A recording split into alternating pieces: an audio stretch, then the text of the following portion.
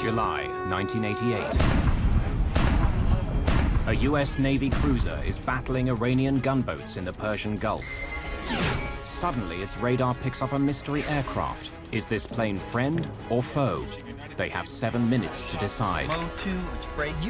As the aircraft draws ever closer, the pressure mounts. If you do not change course to 270 immediately... And the captain is faced with a terrible choice. Shoot it down or risk the lives of his own crew. Subject to United States Defense Measures. 3,000. We're not getting any oxygen. We have the terrain alarm. Tower Aero Peru 603. We are in an emergency.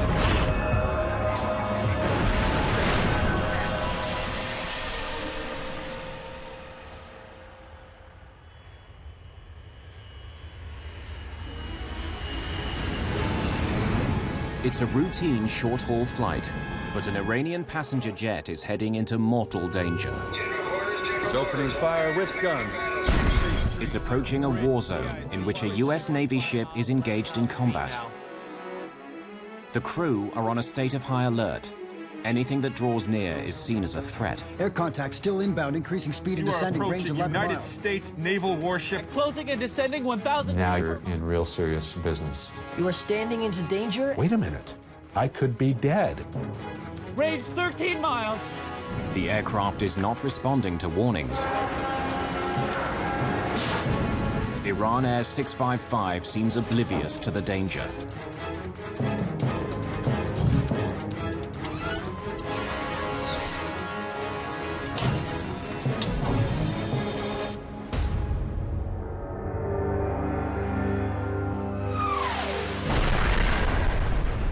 In 1988, Iran and Iraq have reached a stalemate in a savage 8-year conflict.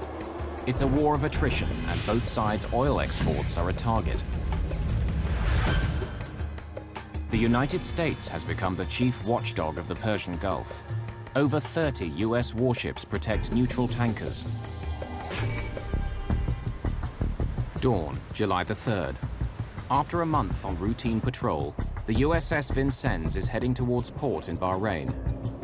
Her crew are due a few days' rest and recuperation. But while his men are looking forward to the July the 4th break, Captain Will Rogers is already up. He's received disturbing reports from US intelligence, warning him to expect trouble from Iranian forces over this holiday weekend. Yeah.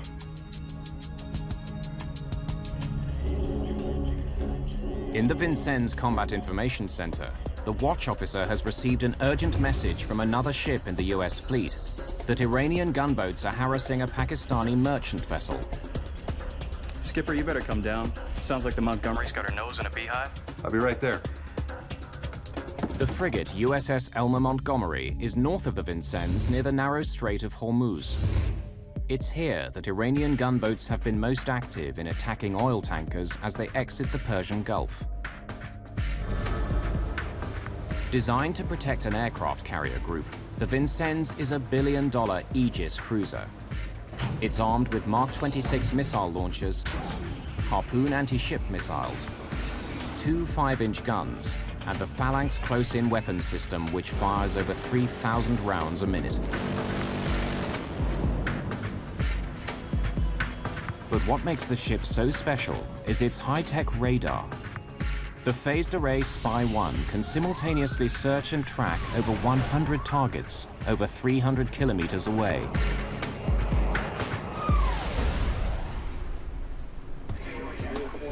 To crew members like Mike Zunino and Mark Nielsen, the Vincennes is simply Star Wars at sea. I was very proud. Just technically, it just felt like a strong, secure ship to be on. We felt invincible in a way. We had some of the most up-to-date weaponry and the radar and everything else. There wasn't a whole lot that we couldn't do. Inside the Combat Information Center, Captain Rogers oversees a state-of-the-art computerized command and control system. His large-screen displays give him an instant picture of the tactical situation. Lieutenant Commander Vic Guillory is the tactical action officer responsible for surface warfare. Vic, what do we got on visual? Got a cluster of bog hammers here near the Montgomery. Another cluster may be closing a merchant vessel. Over a dozen Iranian bog hammer gunboats appear to be preparing to attack a merchant ship. Bog hammers are the generic name for fast speedboats manned by the Iranian Revolutionary Guards, a fundamentalist paramilitary force. We knew that they had rockets. We knew that they had machine guns. We knew that if they got within certain range that they could, you know, literally fire off their rockets and cause grave danger. In 1988, Iranian forces have been attacking up to 13 foreign tankers per month. Their aim is to prevent Saddam Hussein from exporting Iraqi oil. Captain Rogers sends his helicopter, call sign Ocean Lord, to investigate just what the gunboats are up to. Roger that. Vincennes out. Vector in Ocean Lord. Ocean Lord is a Sikorsky Seahawk, a twin-engine helicopter designed for reconnaissance, anti-submarine, and anti-ship warfare. Roger, Trinity Sword, we read you.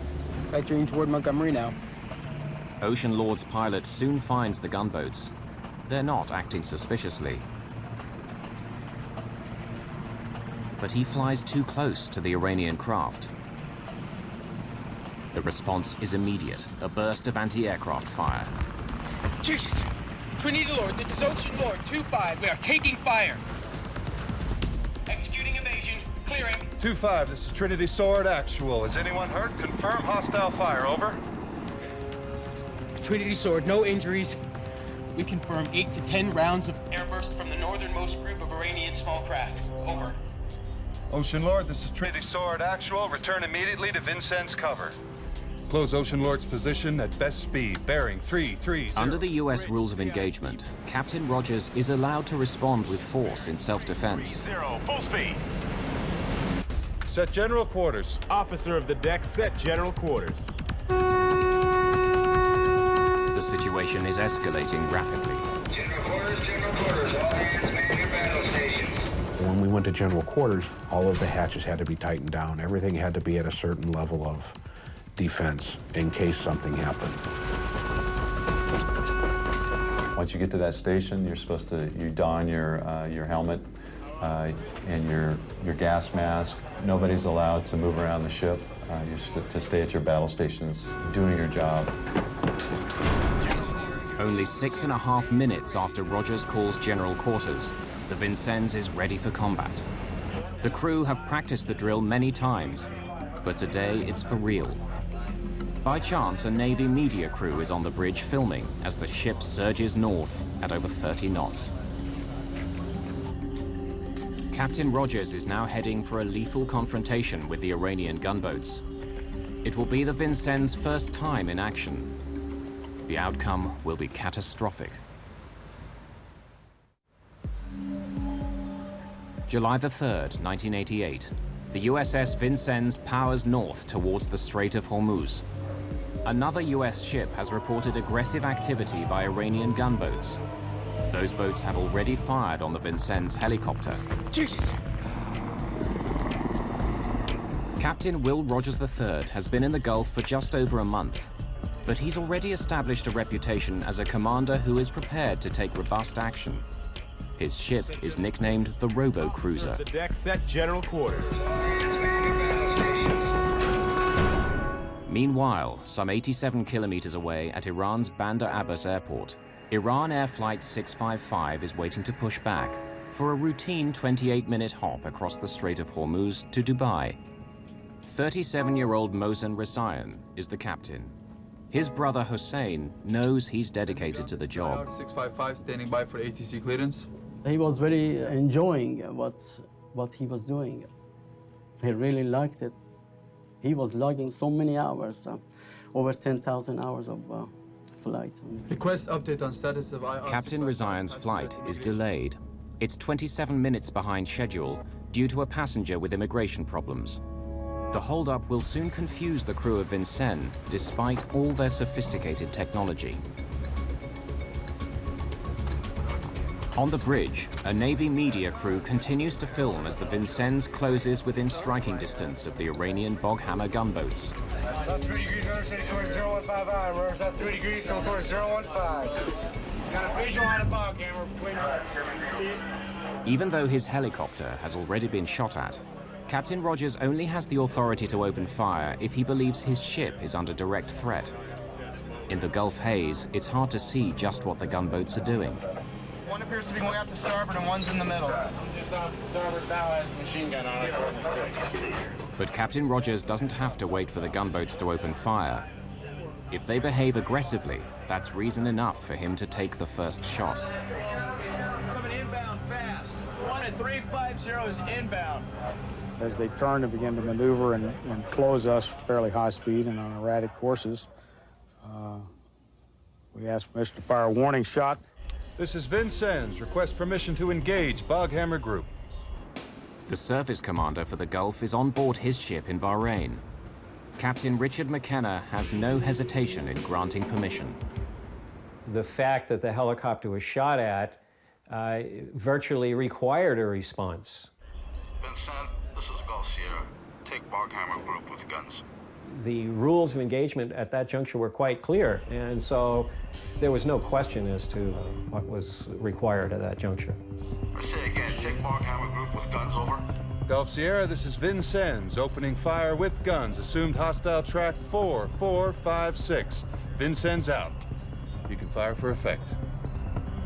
Making track with guns. It's 9:43 a.m. A routine encounter in the Persian Gulf has become deadly serious. The ship shakes. It's a 5-inch gun. I mean, there's a lot of powder behind it to propel that projectile. Oh man, he's right behind him.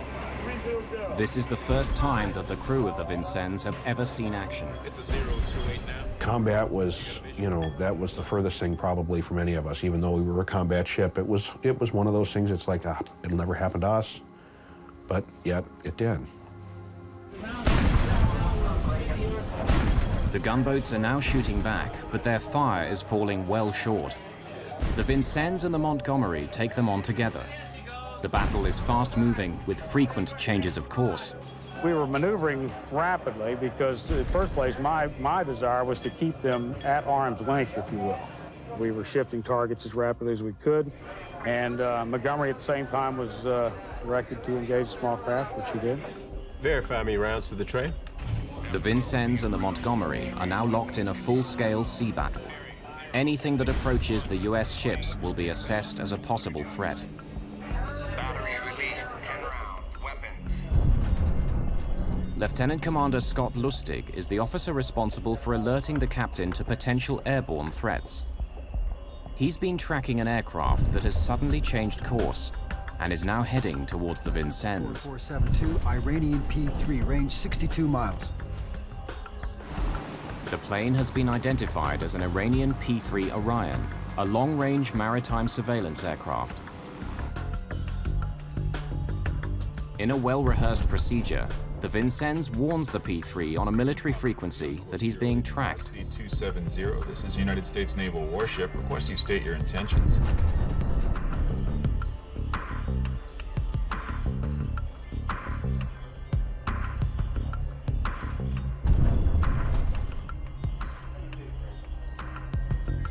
U.S. warship, this is Iranian Papa 3. Our intention is search mission. We keep clear of your unit. The pilot promises to keep his distance, but Captain Rogers knows the P-3 is still watching him on radar. He's concerned that it could call in an Iranian airstrike. This battle is becoming more dangerous by the minute. Yeah, I want rounds in the tray. Give me a firing solution for that northernmost group of Boghammers. Scott, keep me updated on the P-3. Meanwhile, with all his passengers finally on board, Captain Rizayan is ready to depart. Confirm, taxi V5 is open. Iran Air 655. On the 3rd of July, there are 10 civilian flights scheduled from Bandar Abbas. But the Iranian Air Force also uses this airport.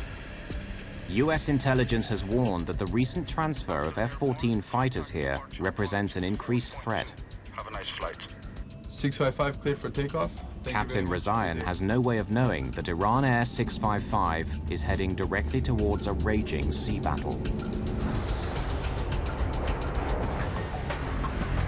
Within seconds of liftoff, the Vincennes detects Flight 655. Sophisticated as the radar is, it cannot determine the size or type of aircraft. Identification Supervisor Anderson begins a routine to establish whether the aircraft is a friend or foe. His first step is to use a system called IFF. All large aircraft have IFF. They all have identification friend or foe.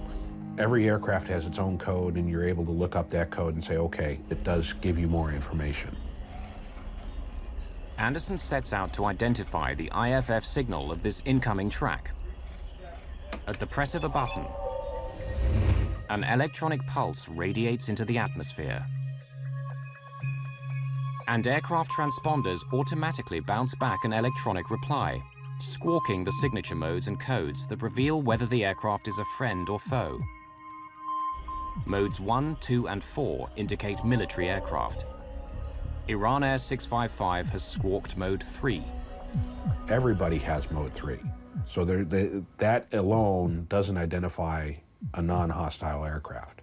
It could be civilian, it could be military. As a military aircraft could conceal its identity by squawking Mode 3, Anderson's next step is to consult a commercial air schedule. He looks to see if there's a passenger flight due to depart from Bandar Abbas at this time. But he finds nothing. Unidentified Iranian aircraft on course 203, speed 303 knots, altitude 4,000 feet. This is United States. So the Vincennes now tries to contact the plane directly on a military distress frequency. 40 miles from you. You are approaching United States naval warship in international waters. Request you state your intentions. Over.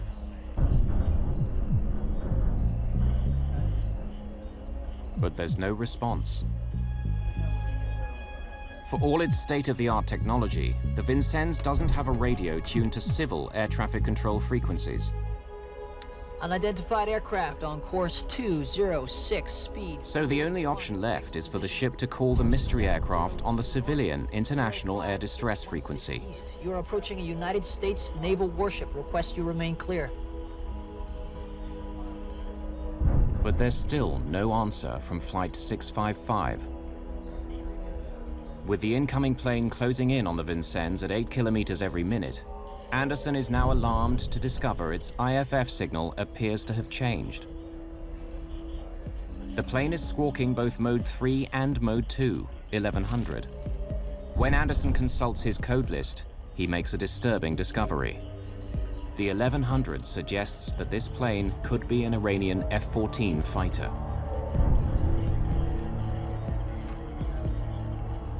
All stations IDS, I have a possible Mode 2 on track 4131, 1100, which breaks as an F-14. Possible Mode 2. Breaking as an F-14. I repeat, incoming Mode 2. Anderson's words spread like wildfire throughout the CIC. The aircraft is now labeled as an F-14 fighter on the tactical displays in front of Captain Rogers. 48 kilometers away, the Airbus with its 290 passengers climbs out over the Persian Gulf. They have no idea that they've been misidentified and are flying into danger. An Iranian passenger jet heading for Dubai is unknowingly flying directly towards a US warship engaged in battle in the Strait of Hormuz.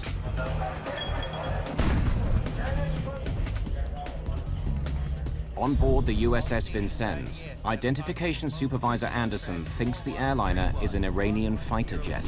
Which breaks as an F-14. Possible Mode 2. In the Combat Information Center, Flight 655 is now labeled as a hostile F-14. In the 1970s, the US sold 80 F-14s to their then ally, the Shah of Iran. They are the most up-to-date fighter in the Iranian Air Force. The Vincennes crew think they're under attack. My heartbeat was way up, my blood pressure was way up. It was like, wow. I mean, the adrenaline was just flowing. Lieutenant Commander Scott Lustig is Captain William Rogers' anti-air warfare coordinator. With the incoming plane only 45 kilometers away, he seeks permission from headquarters to shoot it down if it comes too close. My intention is to engage at 20 nautical miles if he does not turn away. Do you concur? Over. You should warn aircraft first, then take it under fire. You start crossing 20 miles, and it's an absolute threat to the ship. You're out there in the middle of the ocean. It's serious business. The pressure on Captain Rogers is mounting. But at this critical moment, just when he should be focusing on this new threat, his attention is drawn back to the battle with the gunboats. We've got a foul bore down here. Captain, we have a situation with Mount 51. In the midst of combat, the Vincennes' forward 5-inch gun has jammed. Right, full rudder turn. Bridge, CIC. Hard to port. Steady ship's course. 280 degrees, maintain speed. That's 25 knots. Rogers is forced to turn his ship at high speed, swinging the cruiser's rear gun around to face the incoming fire. Right, standard.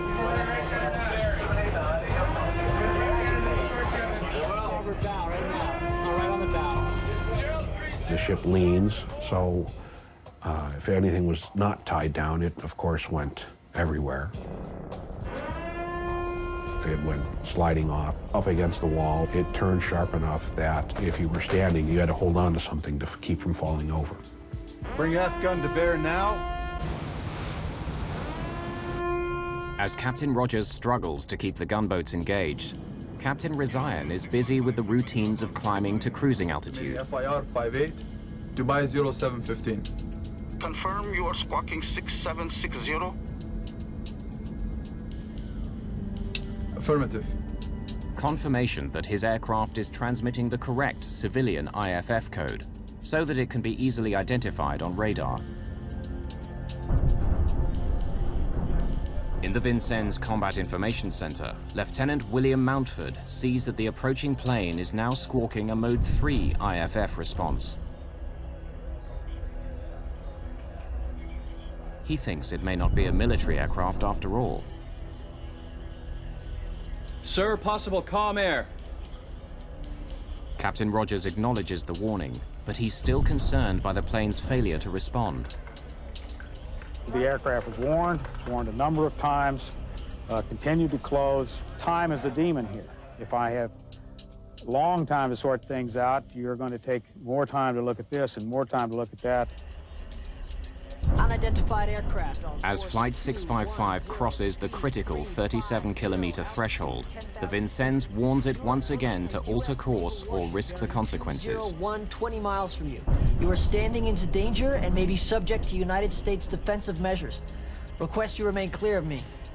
Captain Rogers now has the authority to shoot the plane down. Captain, do you wish to engage at 20 miles? Captain, do you wish to engage the target at 20 miles?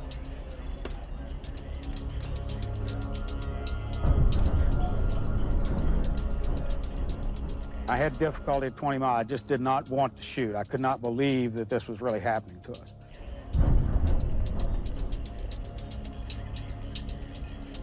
Captain, do you wish to engage the target at 20 miles? Negative. Captain Rogers has delayed firing, hoping that the plane will finally respond to the Vincennes' warnings. But what happens next destroys that faint hope. Petty Officer Leach is the Vincennes' tactical information coordinator. He's responsible for ensuring that all air contacts are properly tracked. What he reports now seems to remove any doubts. This is a hostile aircraft. Altitude declining. They see the plane diving towards them, a classic attack profile. Now you're in real serious business, because anything can happen at that point.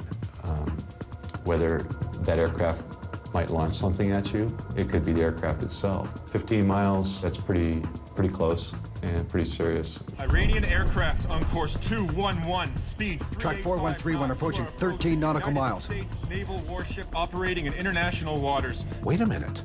I could be dead. the tension is just continually rising during this whole time.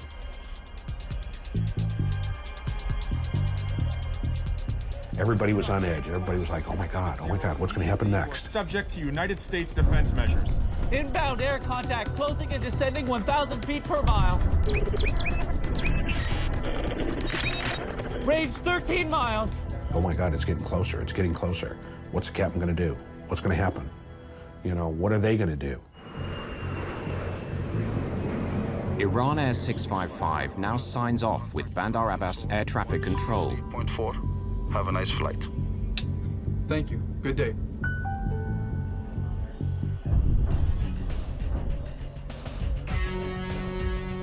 God damn it, he's getting close.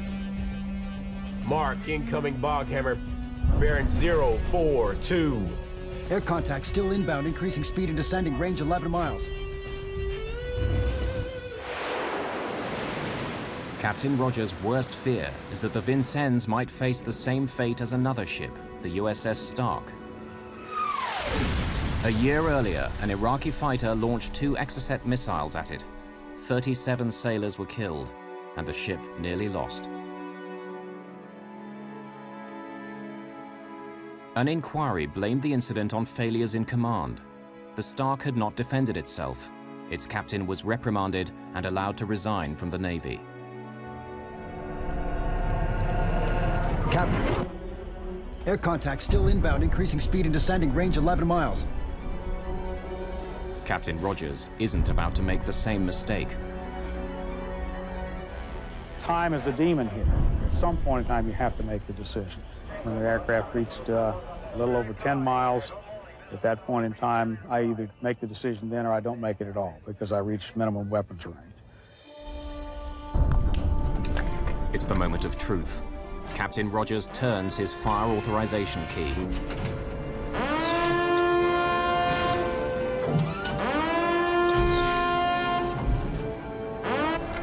Take order, track 4131. Do I have a take order on the contact? Yes, take.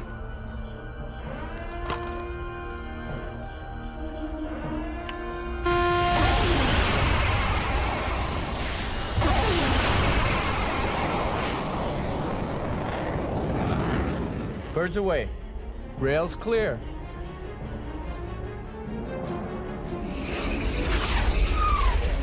Iranian aircraft on course 209, speed 353 knots. As the final warning goes out on the military air distress frequency, Rogers keeps his finger on the hold fire button so he can destroy the missiles if the aircraft finally responds.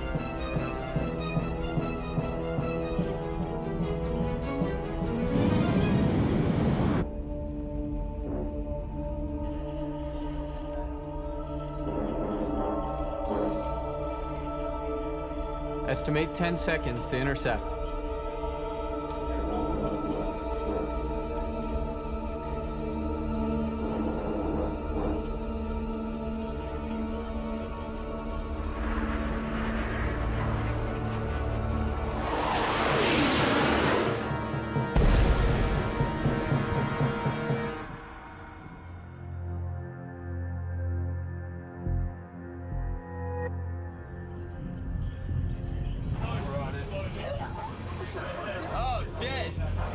Up on the bridge, the crew has confirmed the kill.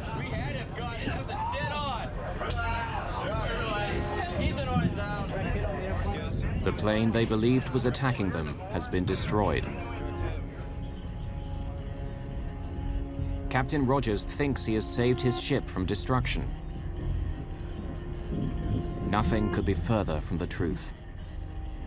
Far from saving his crew, Rogers has just made a decision that will shock the world.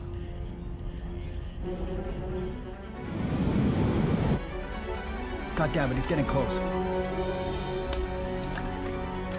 At the height of a naval battle with Iranian gunboats in the Persian Gulf, the USS Vincennes has detected an incoming aircraft. Take order, track 4131. In the ship's combat information center, that plane has been misidentified as an Iranian F-14 fighter. After the plane has failed to respond to warnings, Captain William Rogers has shot it down.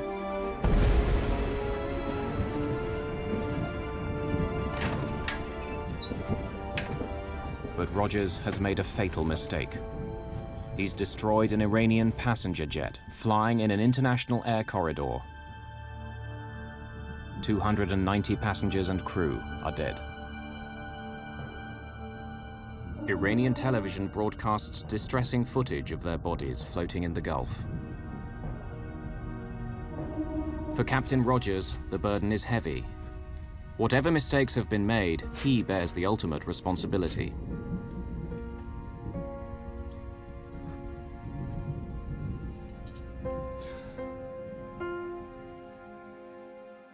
But for the victims' families, it's worse. Captain Rezaian's elder brother, Hossein, tries to identify his remains in a temporary mortuary in Bandar Abbas. I try not to imagine where I went to. I try to forget it, and when I look at those bodies, I just can't control myself, and I just try to think about something else, not to think of what I saw. Captain Rezaian's body is never recovered. Really, I'm shattered. Our family, especially his kids, his wife, my parents, which they're still living, and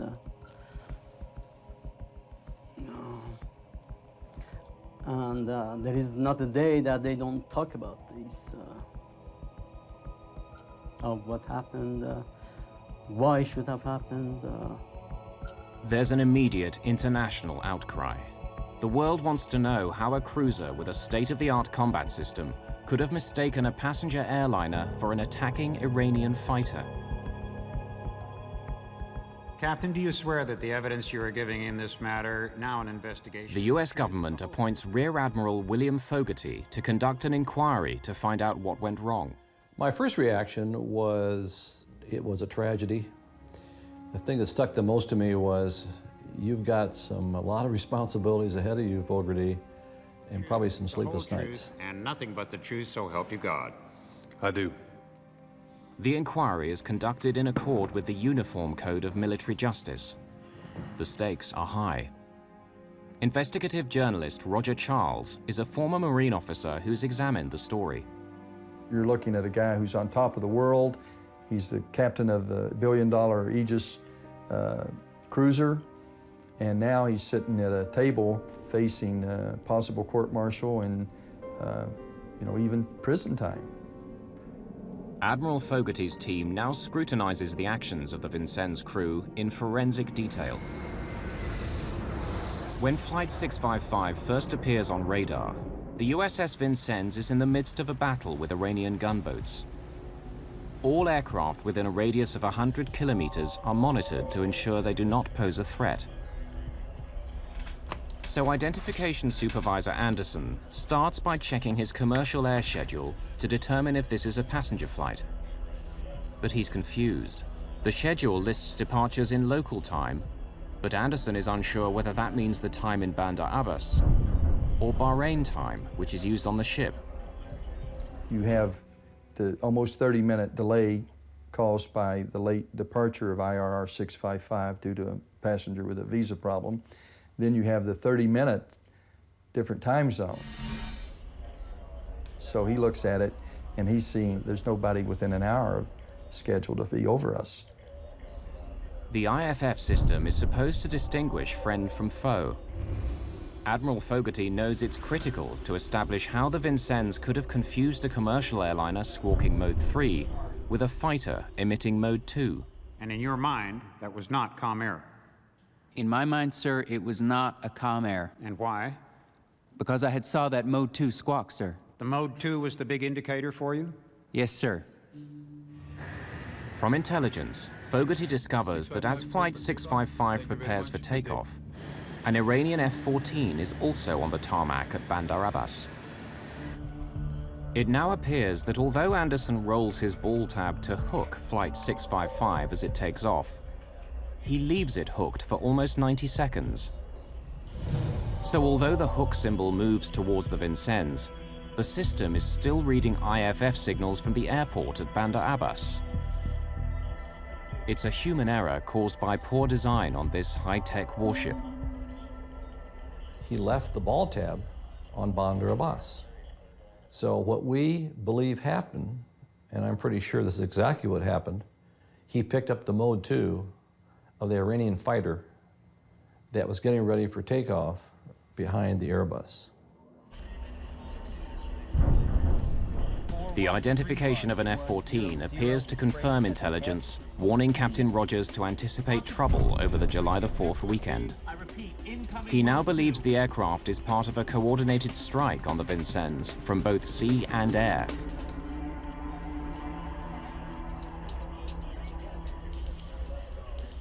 Sir, possible calm air. So he places less weight on the warning that the incoming plane is possibly a commercial airliner. Do you recall Lieutenant Montfort saying, calm air, calm air?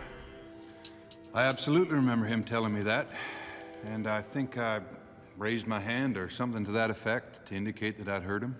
You held up your decision to fire. Yes, sir. Why? I wanted every bit of information I could get. IFF was an indicator, but I didn't care whether 1100 was an F-14 or that Falker that flies around out there. But at this point, I thought they always talk to us. Iranian aircraft on course 211. The Vincennes transmits a total of 10 radio warnings. Why does Flight 655 never respond? What we do know for sure is the aircraft did not respond to the warnings. He had to have something, he being the commanding officer, as proof that this was commercial air. He never got that. Unidentified Iranian aircraft on course 20. But the Vincennes transmits 7 warnings on a military frequency that Flight 655 cannot receive. The Airbus did not even have a radio that was set or could accept the military air distress frequency. I mean, it's just not something they had. They had no need for it. They were a commercial airplane. The Vincennes broadcasts only 3 warnings on the civil distress frequency. But they don't clearly identify exactly who the ship is trying to contact. Unidentified aircraft on course 210, speed 350, altitude. The Vincennes radio talkers are citing the aircraft's ground speed. Bearing 201, 20 miles from you. You are standing into danger and may be subject to United States defensive measures. But Captain Razayan's instruments show airspeed, a relative measurement. Flight 655's indicated airspeed could have been 50 knots slower than the 350-knot ground speed cited by the Vincennes. So if the pilot hears that, well, who are they talking to? They haven't identified us. They must be talking to maybe the P-3 or maybe some other Iranian aircraft. Throughout its flight, Iran Air 655 transmits its squawk code, the unique label that tells radars what flight it is. If the Vincennes had called out that squawk code, Captain Razayan could have known immediately they were talking to him. But the US Navy does not require its radio operators to use this code when talking to civilian aircraft. As Flight 655 nears his ship, Captain, do you wish to engage at 20 miles? The pressure on Captain Rogers becomes intense. Captain, do you wish to engage the target at 20 miles? When you look at the time window that he had, he waited till the very last minute. And it becomes a point of, am I going to shoot or am I not going to shoot and wait, in which case he would not be following his responsibilities to protect his ship and his crew. The decisive factor in Captain Rogers' decision to fire are the reports he receives that the plane is descending towards him, apparently about to attack. Altitude declining. It's the crucial moment. The inquiry team presses Tactical Information Coordinator Leach on his call. Okay, were you reporting descending elevations over the net? Over the internal net? Yes, sir. So in other words, when you saw that track, that aircraft start descending, you were reporting that up to TAO, CO, Gulf Whiskey? Yes, sir. Like an aircraft's black box, the Vincennes computers have recorded all the data on the Combat Information Center's screens. Those records show that Iran Air 655 had never descended. It was, in fact, ascending the whole time. That was a revelation that we had not anticipated. Altitude declining. Is it possible that somebody, although the data showed perhaps that it was going up, would say it's going down, descending? Fogarty sends a medical team, including a psychiatrist, to the Vincennes. They report that a condition called scenario fulfillment could have played a part in the tragedy. Range 13 miles.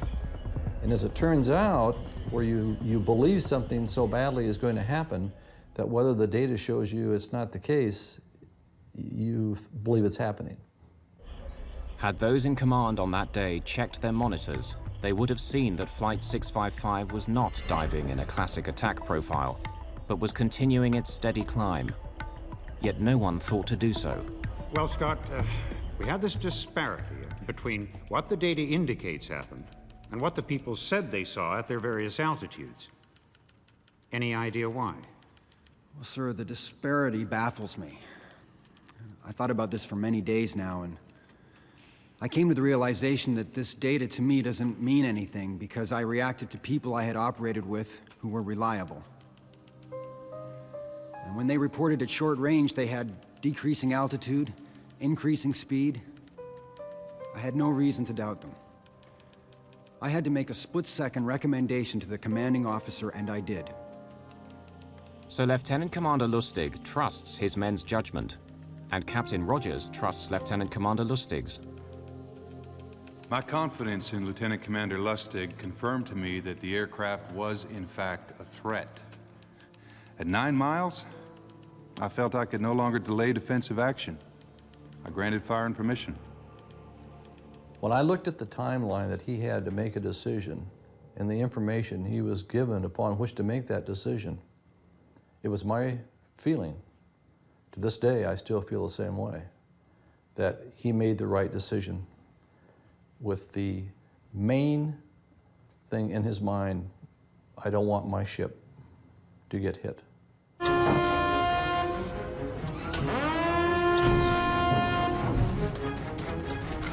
Take order, track 4131. The Vincennes' sophisticated combat information system gives its crew accurate information, but their fear has created a threat where none exists.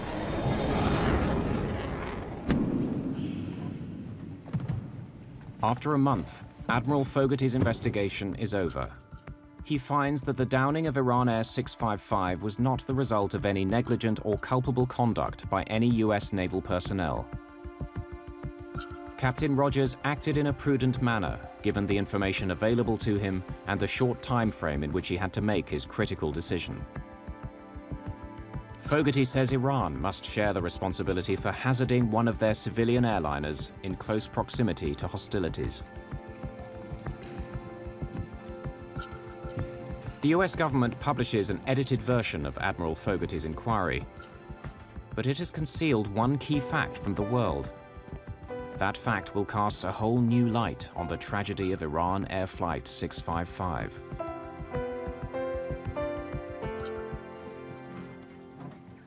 In August 1988, a detailed inquiry by Admiral William Fogarty into the shooting down of Iran Air 655 concludes that the captain and crew of the USS Vincennes acted properly in the face of what they believed was a threat to their ship.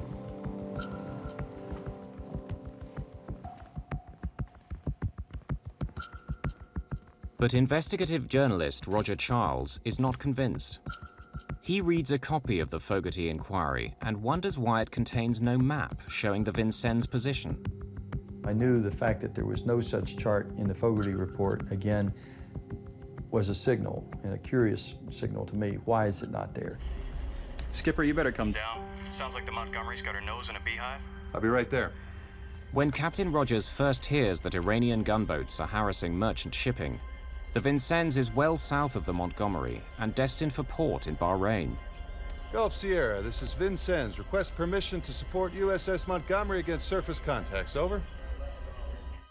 Rogers asks Captain Richard McKenna, his surface commander, for permission to turn north to support the Montgomery. But McKenna only authorizes him to send his helicopter to investigate. Roger that. Vincennes out. Vector in, Ocean Lord. But Captain McKenna is later startled to discover that the Vincennes has turned around and has closed on the Montgomery's position. He orders him to leave the helicopter in place and turn back immediately.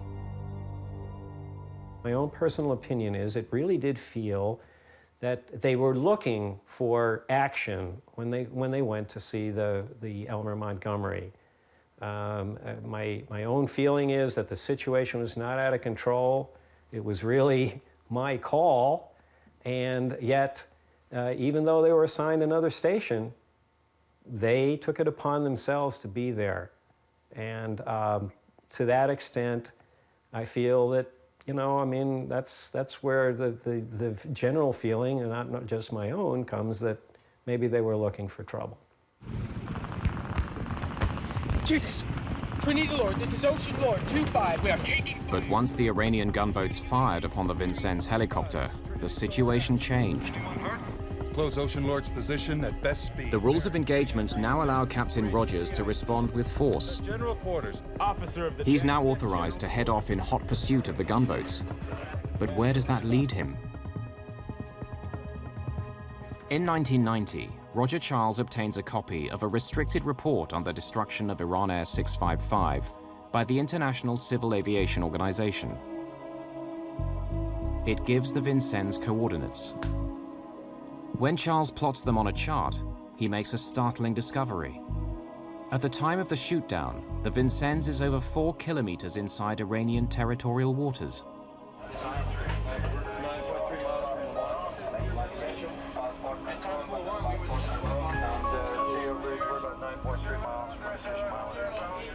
By chasing the gunboats back into Iranian territory, Rogers inadvertently places his ship directly in the flight path of Iran Air 655.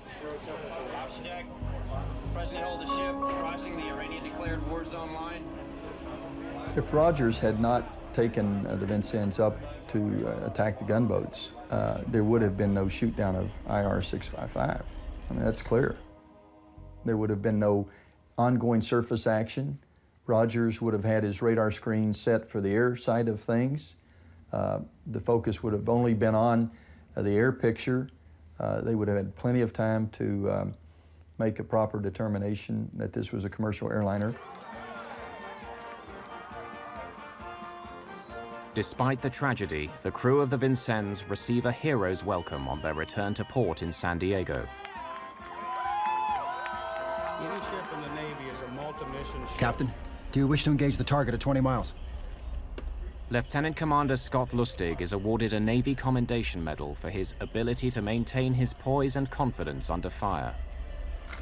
Take order, track 4131. Captain Rogers receives the Legion of Merit for his performance as commanding officer of the Vincennes. Both men have since retired from the Navy. Every year, the families of those who died on Iran Air 655 commemorate their loss in the Persian Gulf.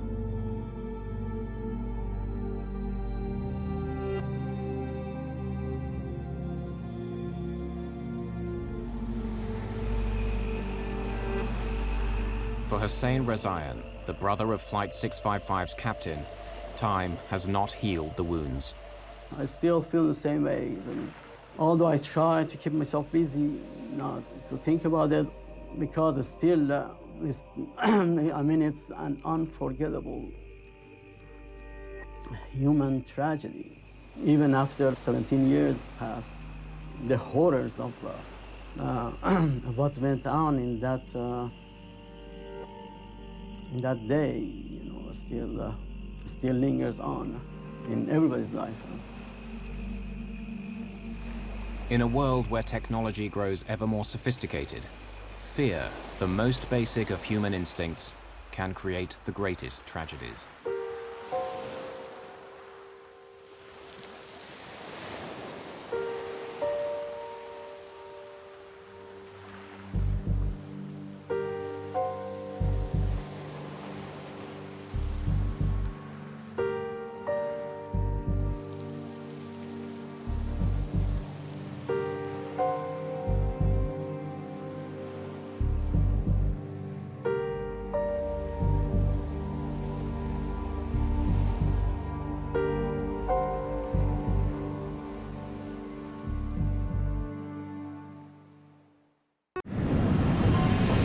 In the dark of night, over the Red Sea, a pilot struggles to control his passenger jet.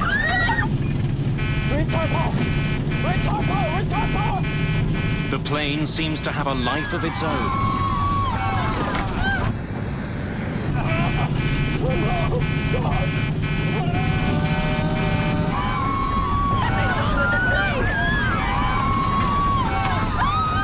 I heard a scream, a noise. After that, I didn't hear anything.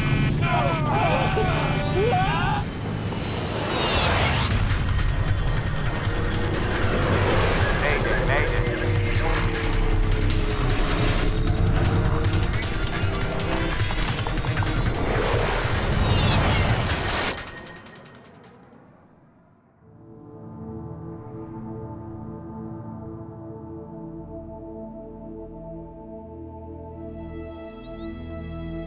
The sands of Egypt hide thousands of years of history. Monuments to ancient civilizations dominate the landscape.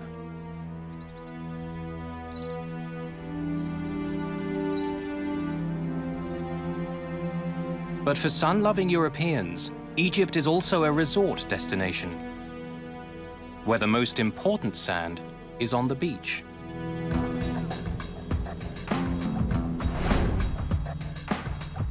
The town of Sharm el-Sheikh is several hundred kilometers southeast of Cairo. Perched on the Red Sea, it's a natural destination for people looking for a little rest and relaxation. Sharm el-Sheikh is quite popular with Europeans. But the reason is, where can you get very warm sea with a 5-hour flight? And you have the Red Sea, which is crystal clear, beautiful mountains. It's just extraordinary. The city's popularity is growing. More than 4 million people a year use Sharm el-Sheikh's airport. In the early days of 2004, tourists aren't the only ones drawn to the local beaches. British Prime Minister Tony Blair is also in the region visiting Egyptian leader Hosni Mubarak.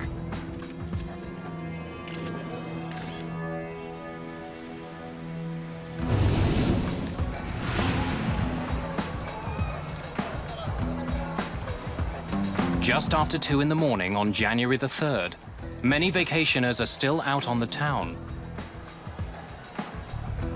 But 53-year-old Captain Kader Abdullah is just starting his day. He's renowned for his punctuality. A former officer in the Egyptian Air Force, Kader is now a highly respected captain with the charter company Flash Airlines.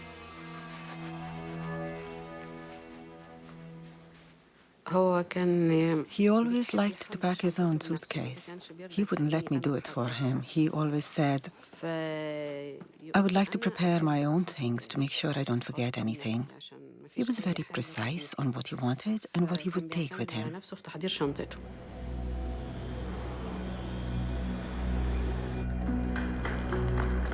Captain Kader meets up with his 25-year-old first officer, Amr el-Shafi. Together, they'll fly out of Sharm el-Sheikh heading for Paris.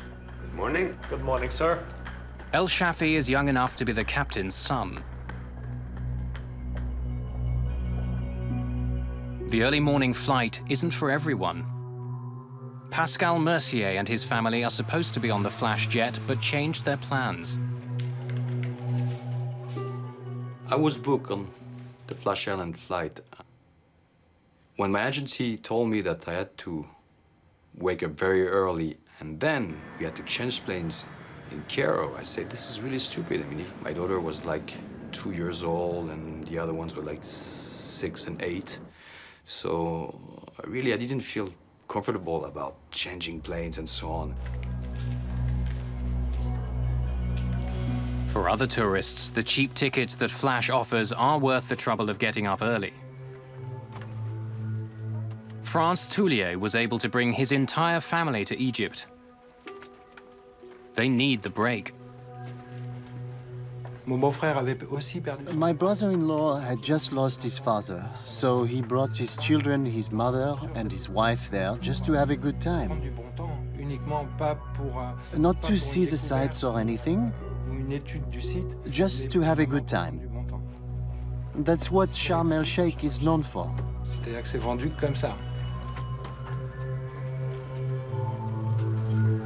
Fatima Hijaji is also heading back to Paris after a vacation in Sharm. The mother of 5 is flying alone. Before takeoff, she calls her nephew in France.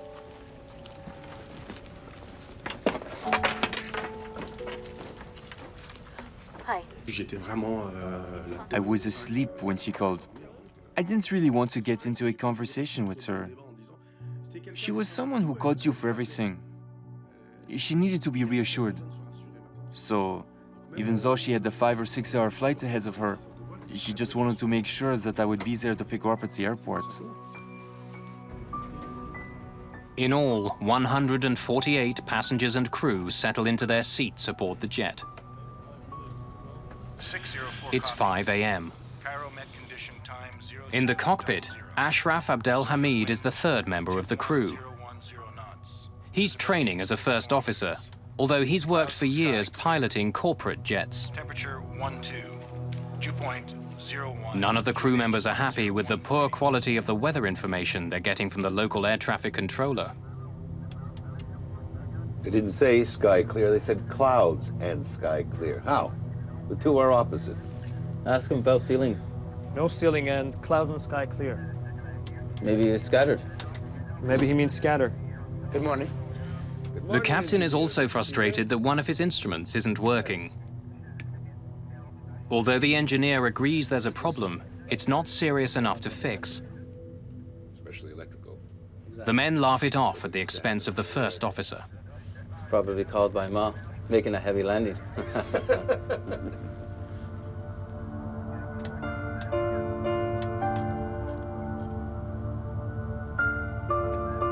Good morning, ladies and gentlemen. On behalf of Captain Kader and his entire crew, we welcome you on board Flash Airlines Boeing 737-300.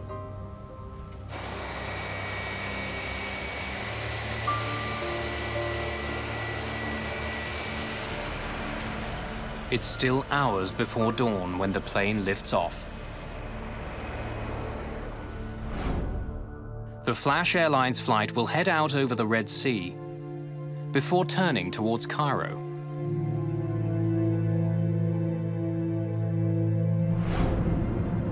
The jet climbs through a pitch-black night. Without a moon to light the scene, it's hard for the passengers to see much of anything outside their windows.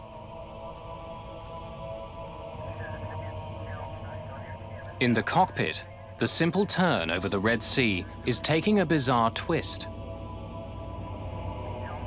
See what the aircraft just did? Captain Kader doesn't like the way his plane is behaving.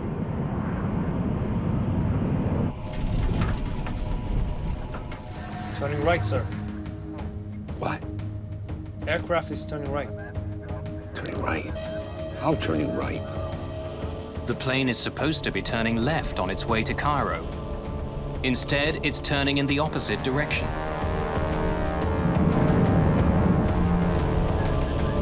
Okay. Out. The captain tries to get his plane back on course, but his situation just gets worse.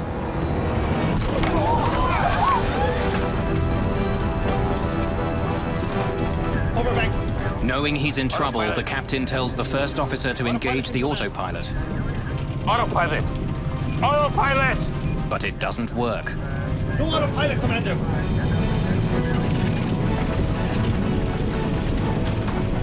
The 737 is now flying almost completely on its side. The plane gains speed as it spirals towards the Red Sea. Just minutes after takeoff, the plane is out of control.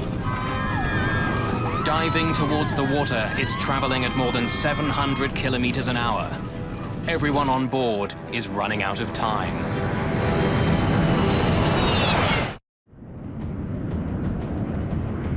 Just minutes after takeoff, an early morning flight has become a desperate battle for survival.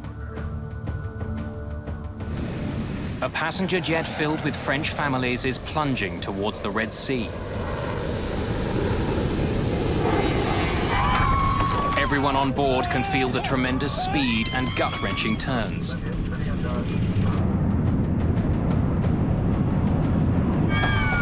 The enormous G-forces are making it difficult for Captain Kader Abdullah to fly the plane. Ashraf Abdel Hamid, the third member of the flight crew, tells the captain to slow the plane down. Retard power! Retard power! Retard power! The plane is traveling so fast it's threatening to tear itself apart. After flying almost upside down, the crew is finally beginning to bring their plane under control.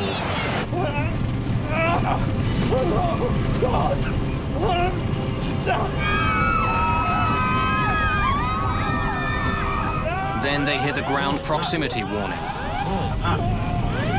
They're getting dangerously close to the Red Sea.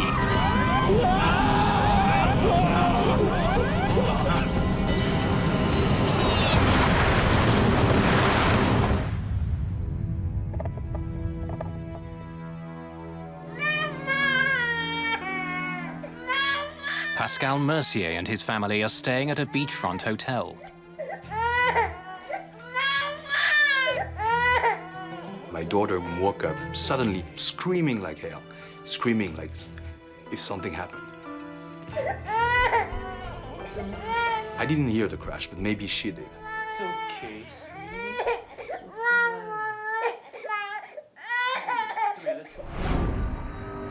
It's just before 5 in the morning, minutes after the plane took off from the airport. It's disappeared from local radar screens.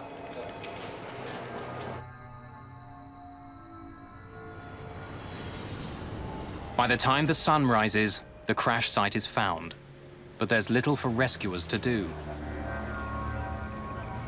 The plane shattered on impact. A postcard is found saying simply, "I think this card will arrive after me." Pieces of debris litter the surface, but most of the plane has sunk beneath the waves. There are no survivors. All 148 people on board the plane are dead.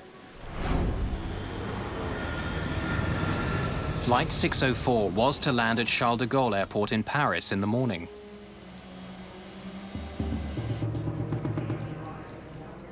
As family and friends wait, officials list the plane as delayed and then slowly break the news of the accident. They ask me, "Are you waiting for someone from Sharm el-Sheikh?" You say, "Yes." Then they say, "Could you come with us? We are going to take you to a hotel. At the hotel, we'll explain it all to you." It was very strange since we were greeted in an hotel and we passed people who were leaving happy because they were looking for the same information as us, but their families were not on the list. They came with a paper in hand. "Here, yes, Madame Hijaji, Fatima. We apologize that you have to learn it this way, but she's dead." Later, on his voicemail, Mohammed Hijaji hears Fatima's message sent during the flight. I heard a scream, a noise. After that, I didn't hear anything. Captain Kader's wife hears about the crash from her son. My son called me from abroad and told me that he had heard there was an accident in Flash Airlines.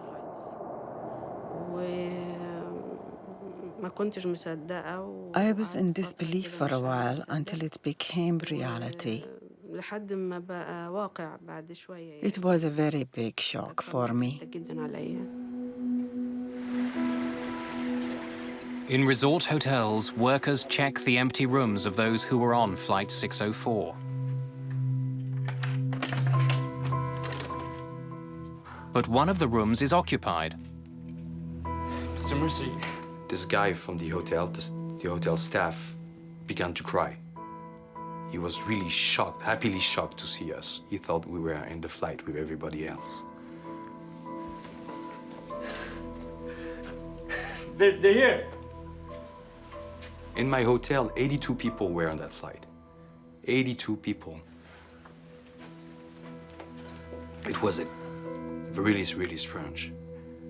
Really, really heavy. But we were really lucky.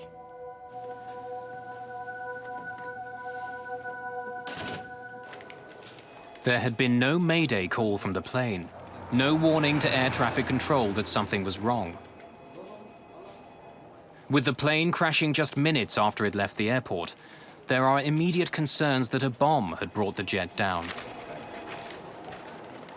The plane had just taken off, and it looked very strange why this accident happened so quickly after takeoff.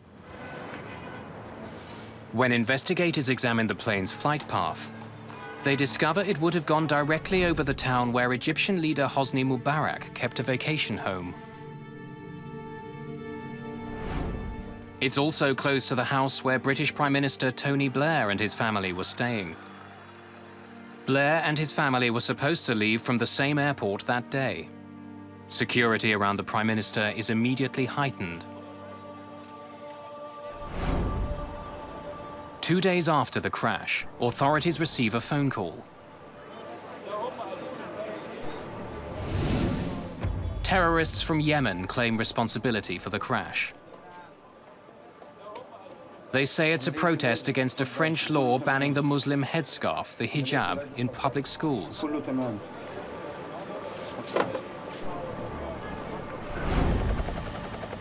But in spite of the phone call and the rumors swirling around Egypt, investigators quickly rule out terrorism.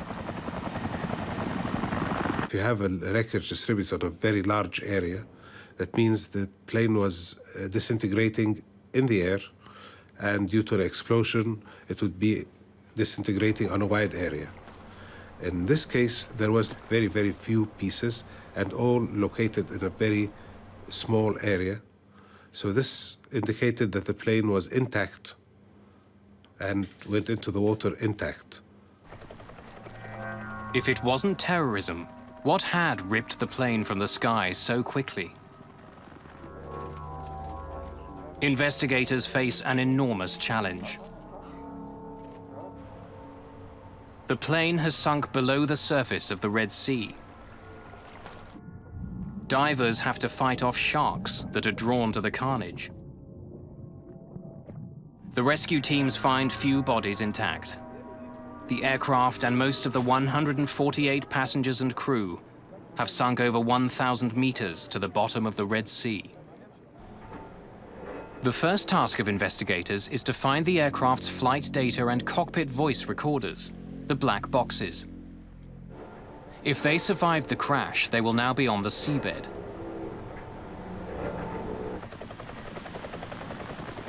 But this part of the Red Sea has never been charted. With so many French tourists involved, the French government offers to help in any way it can. The French immediately responded by sending a boat specially equipped with robots to search the bottom of the sea. But the wreckage is too deep. The sub that the French boat has can't survive the enormous pressure at the bottom of the sea. The investigators desperately need another submarine. But they're running out of time.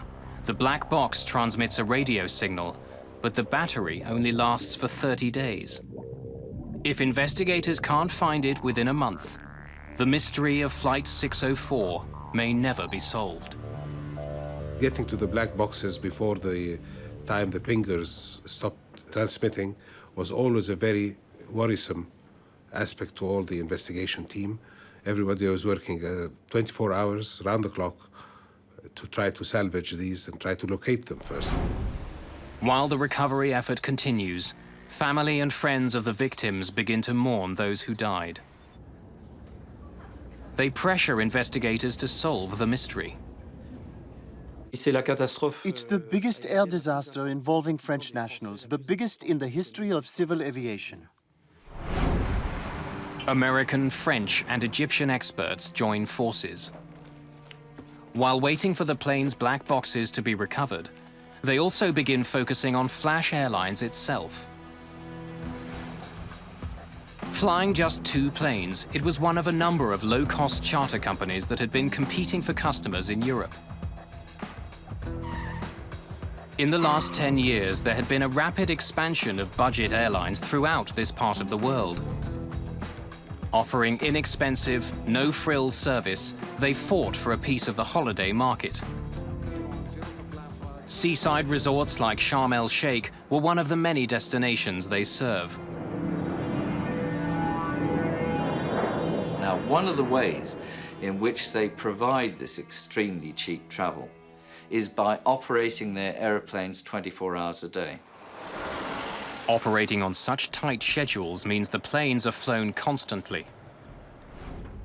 Former Flash passengers step forward to complain about other flights. There are a lot of stories. I was flying home after a vacation.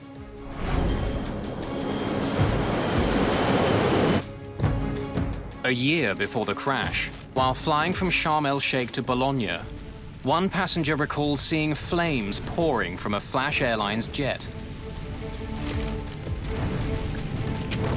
Hey! Hey! The engine's on fire! Look! Please! The flaming aircraft is forced to make an emergency landing. Investigators learned that in 2002, the Swiss Aviation Authority performed a surprise inspection on the same plane that would later crash. The pilot's oxygen masks are missing. There aren't enough oxygen tanks. Some of the cockpit instruments aren't working. It's enough for the Swiss to ground the flight for 8 hours until the company repairs the plane. A few days later, Flash Airlines was banned from flying in Switzerland. Another ban occurred in Poland. In Norway, tour operators stopped contracting with Flash. It's a rare event for an airline to be banned from operating into a country. They had to have done something dramatically wrong, especially when it comes to safety. With mounting concerns about the safety record of Flash Airlines, investigators combed through the company's paperwork. They discover that the most recent maintenance records for the plane that crashed were never duplicated. They've gone missing with the aircraft. The lack of having copies of the technical log and all of them being on board, of course, this is a violation. And civil aviation here issued very clear instructions that this should not happen. The French authorities agree that there are serious questions about Flash. They now ban the company from flying in France. While there are concerns about the state of the company's planes, there are no such issues when it comes to the crew of Flight 604. Captain Kader was considered not only a flying ace, but a national war hero for his performance in the Yom Kippur War. During his career, he not only flew sophisticated fighter jets, but also a variety of large cargo aircraft. He had over 7,000 hours of flying experience, as well as 2,000 hours as a flight instructor. All the evidence shows that Captain Kader was a model pilot. With the aircraft and its black box data recorders still hidden deep under the Red Sea, investigators wonder, was this a case of a superb pilot fighting to save a decrepit plane? See what the aircraft did?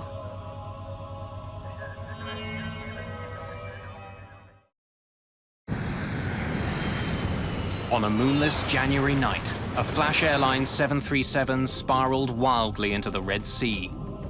All 148 people on board were killed. Investigators trying to find out why the plane went down have uncovered a history of safety problems with the airline. But trying to prove that there was anything wrong with the plane that crashed is difficult. Much of the wreckage has sunk deep beneath the waves. Investigators have been unable to find the flight's black boxes. Whenever an airplane crashes into the water, there's always a fear by investigators that the cockpit voice recorder and the flight data recorder may not be recovered. Those two boxes in and of themselves give the investigator a very good picture, and without them could make the investigation process very, very difficult. Finally, after several days of searching, a breakthrough. A French research ship hears the locator signals given off by the black boxes. A remotely operated sub drops down over 1,000 meters. The violence of the crash has spread the wreckage over a wide area. 2 weeks after the crash, both the cockpit voice recorder and the flight data recorder are recovered from the bottom of the sea. Investigators finally have some hard evidence.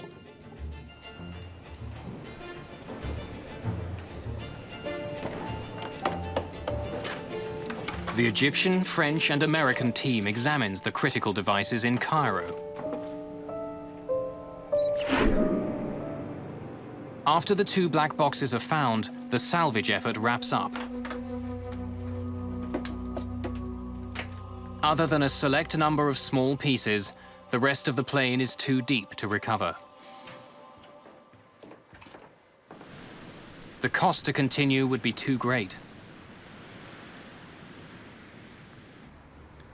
Without the wreckage itself, investigators concentrate on what they do have. They hope the black boxes will recreate the final minutes of the doomed plane.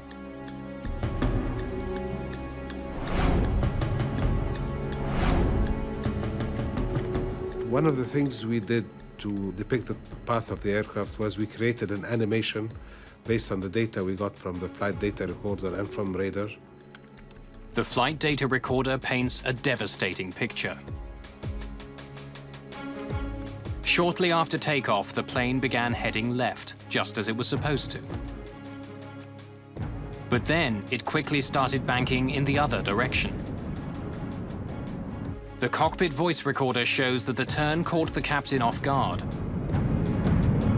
Turning right, sir. What? How turning right? Analyzing the cockpit voice recorder, it showed that the pilots were experiencing definitely some kind of an abnormality, a problem that they could not understand. The investigators sift through the flight data to find some explanation for the jet's bizarre movement. Perhaps some mechanical fault was forcing the plane off course. And there is an indication that something was wrong with the flash jet before it took off. On the runway, the captain and the ground engineer discussed an electrical malfunction. But it's impossible to tell from the cockpit voice recorder exactly what the problem was. Especially electrical.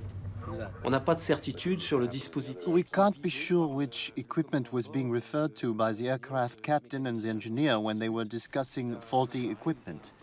Not enough parts were brought up from the bottom of the sea to be able to determine that. Pour pouvoir dire. And tragically, the ground engineer was also on the flight.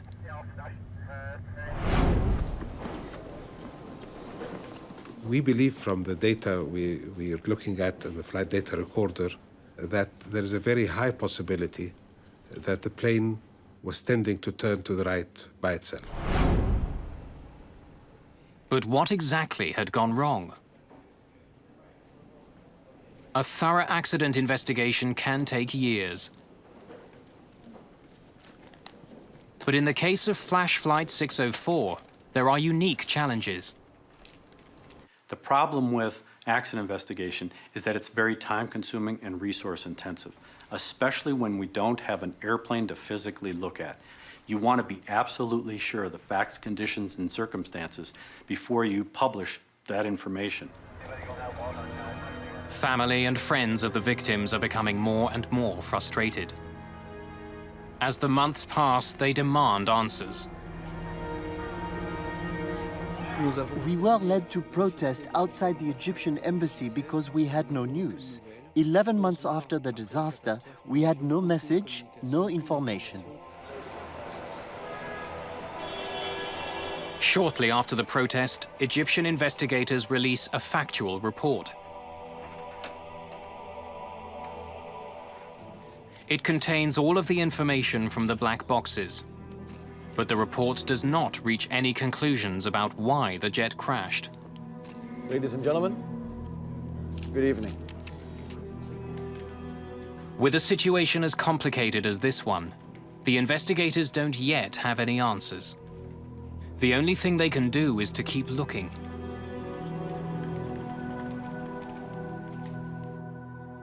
Investigators discuss several possible scenarios that could have been responsible for the plane's erratic course. You look into every hypothetical scenario that would create a similar profile. And then you see if this profile fit the data that you have put together. 50 different theories are examined in minute detail. In the process of looking into all the possible hypothetical scenarios, we proceeded by eliminating those that did not fit the data. Investigators travel to the United States to test the most likely ideas in a sophisticated simulator.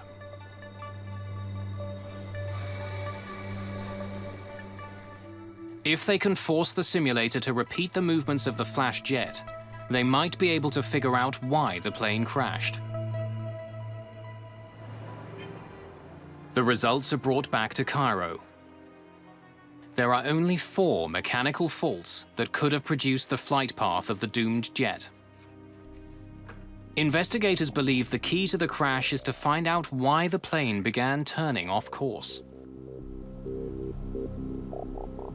These 4 scenarios were all related to what would cause an uncommanded bank. So we were left with these as causes that we could not rule out. 2 of the scenarios involved the spoilers on the plane's right wing. Spoilers lift up from the top surface of the wing, slowing it down. By producing drag or spoiling the airflow, they help turn the aircraft. If the pilot's control wheel or the cables that connect it to the spoiler jammed, it could have forced the plane off course. Problems with the spoilers are one explanation, but there's no physical proof. And while there were maintenance problems with flash planes, none of them had to do with the jet's spoilers. The team searches for another explanation. Another potential cause of the crash is the plane's ailerons. This part of a plane's wing controls the angle of a plane's turn. A malfunctioning aileron could have caused the plane to roll to the right. Again, if the crew couldn't fix the problem, the plane would have begun to spiral into the sea. While so-called aileron trim runaway would create a flight path like the one seen during the crash, once again, there's no physical proof to support the theory. And typically, aileron trim runaway can be physically overcome by pilots. All he would have had to do was overpower using more force to move the control wheel in an opposite direction. Overbanked. When they listen to the cockpit voice recorder, the investigators are puzzled by the constant discussion of the plane's autopilot. Autopilot. The captain asked for the autopilot to be turned on, but it had no effect and the plane began to plummet to the sea. And earlier in the cockpit recording, investigators uncover another curious exchange. Captain Kader began the initial turn over the Red Sea manually, but decided to let the autopilot take over. Autopilot, The flight data recorder shows that the autopilot was indeed turned on as the plane climbed. Not yet. But then the captain appears to change his mind.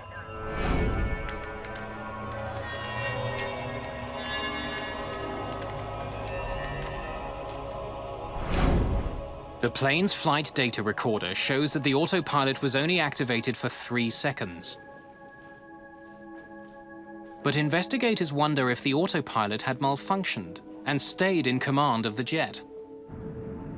The automated system could have continued to control the plane, flying it to the right, even after the pilots thought it had been disengaged. The malfunction of the autopilot, of course, took a lot of work from us because it was nearly impossible to show that it did not happen, and quite impossible to show that it did happen.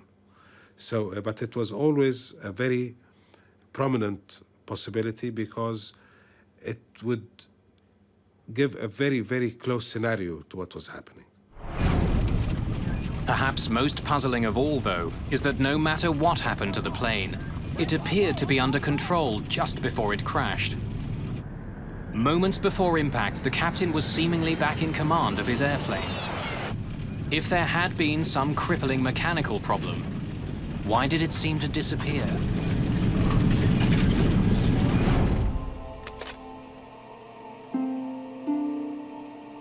Some members of the team want to consider something besides mechanical fault: the pilots themselves.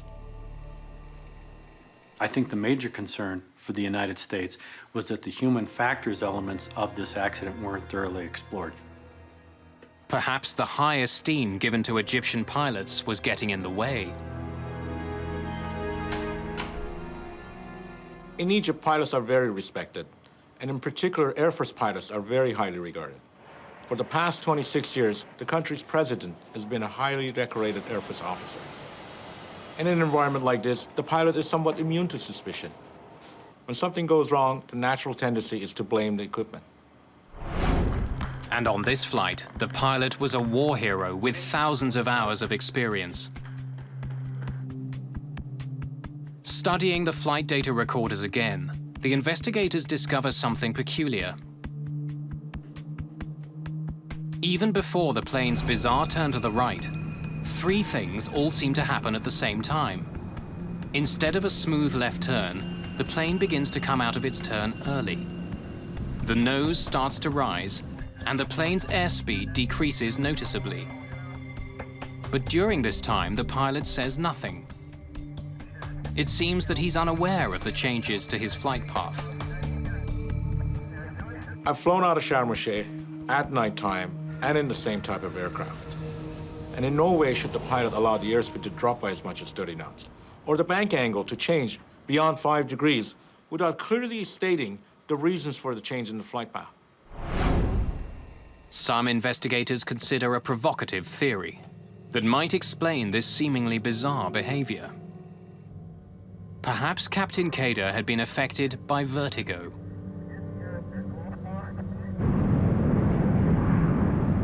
Vertigo is a physiological condition that would exist with any person, not just pilots, and it's based on the inner ear. Over a dark ocean, without a defined visual horizon, no ground lights, the pilot may not be able to perceive visually whether he was flying up, down, left, or right.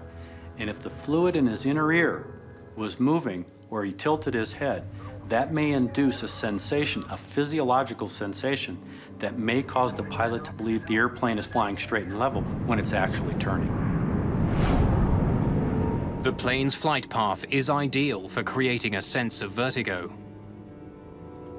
The Flash airline jet took off into a moonless night. Captain Kader was flying manually and began to turn as he was climbing. Heading out over dark water, it would be very difficult using just his senses for Captain Kader to know exactly where he was. Roger, when ready, inshallah. Left turn to establish 306, Sharm VOR. It is actually a very high workload situation, and when there are no visual cues outside because it's a moonless night and you're over featureless territory with no lights in it, you really, as a professional pilot, should be totally aware of the fact that this is a situation in which you could get disorientated. It's a classic. It's happened so many times. It's killed so many people in the last 10 years. When the plane was supposed to be turning slowly left, the control wheel began inching towards the right.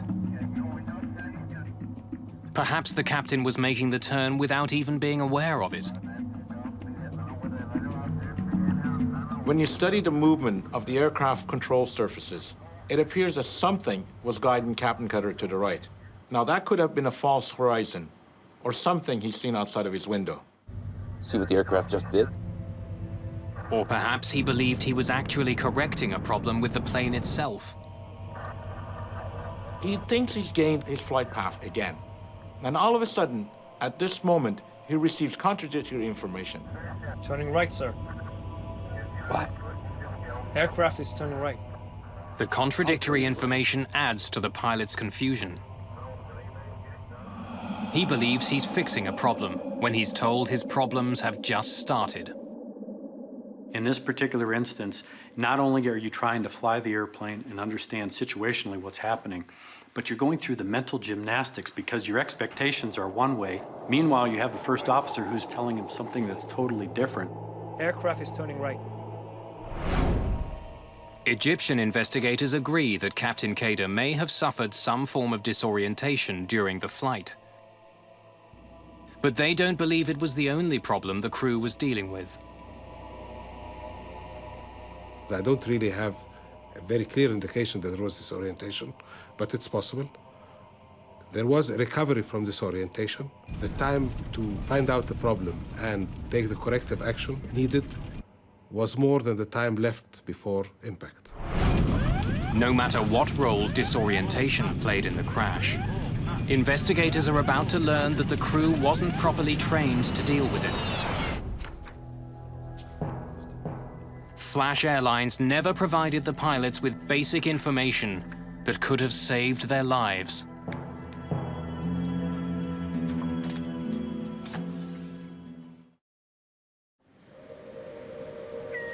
It's been 2 years since an Egyptian charter plane smashed into the Red Sea. 148 people were killed. Investigators trying to figure out why Flash Airlines Flight 604 crashed face immense challenges.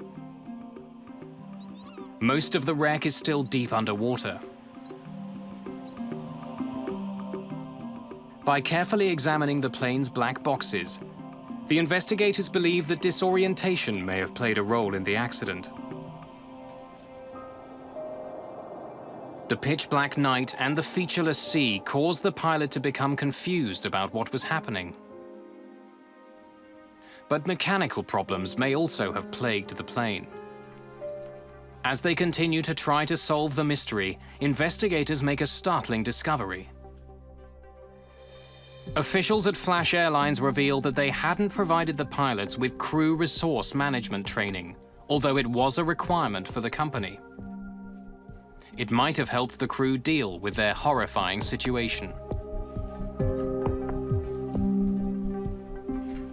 Crew resource management is a program where pilots are trained to work together rather than as individuals. Had the pilots of Flash Air 604 received a formal CRM training program, the outcome of this flight may have been substantially different.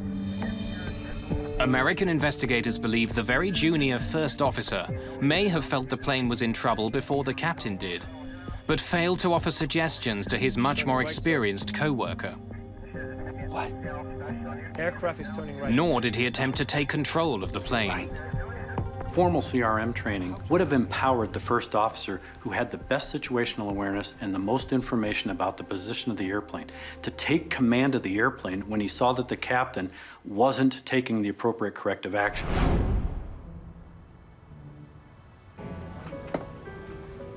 An earlier conversation in the cockpit before takeoff may reveal why the young first officer would have been reluctant to challenge the captain. Yesterday, we were coming in at dusk and the sun was 2-2. I felt I could hardly see the runway. And he's already saying, in sight. What in sight? Age, sir. It may not have meant to be insulting, but it may have reinforced the first officer's feeling that he was the student and the captain was the teacher. I am unable to raise my eyes, and he says, in sight. Where in sight? It is going to serve as negative feedback. The young first officer is bound to hesitate. He doesn't want to be wrong again. He doesn't want to lose the respect of an Air Force general. In a crew, an effort must be made to bring together people who are able to co-pilot, not a crew in which one person pilots and the other person looks on without saying a word. But the captain and the co-pilot weren't alone in the cockpit. A third crew member with more experience than the first officer was also there. Maybe he's scattered. He too never said anything until the final seconds of the flight. Otherwise, how will we know when we clear the cloud? We hear him speak very clearly and very openly all during the time before the engine startup. He was in conversation with the first officer and with the captain. So this experienced person, being very quiet all through, we believe that if he saw any of the crew members doing something that he should not be doing, or not doing something that he should be doing, would have said something. Retard power! Retard power! The only word he said was, retard the throttles at the later stage of the event. Shows that that's the only thing he saw that should be done. Even if the co-pilot had taken control sooner, there's no way to know if he could have saved the jet. Whatever took place on Flight 604 happened quickly. And since the plane had just taken off, the crew had little time to react before they crashed into the sea.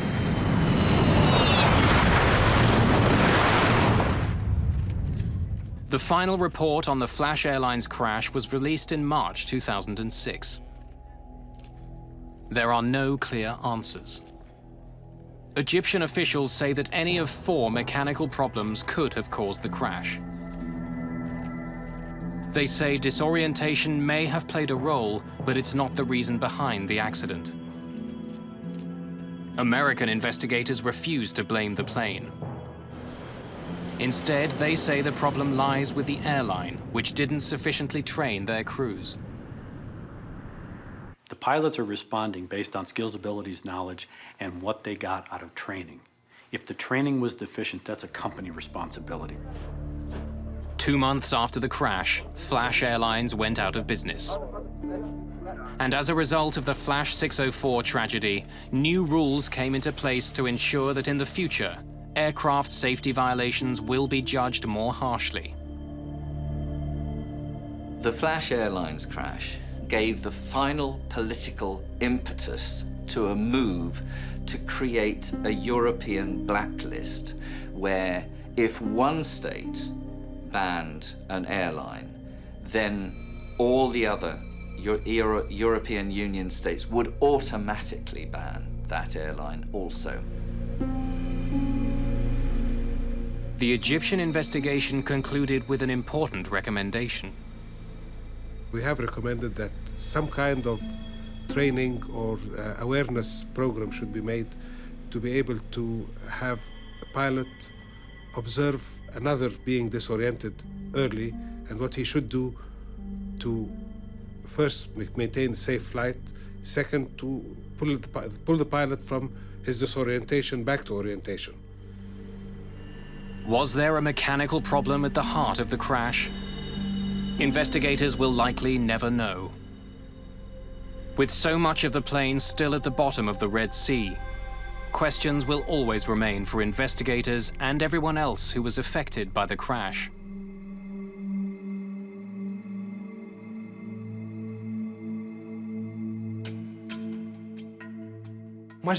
I lost my nephews and my niece. They were just kids. What future would they have had? How can you put a price on that? What a waste.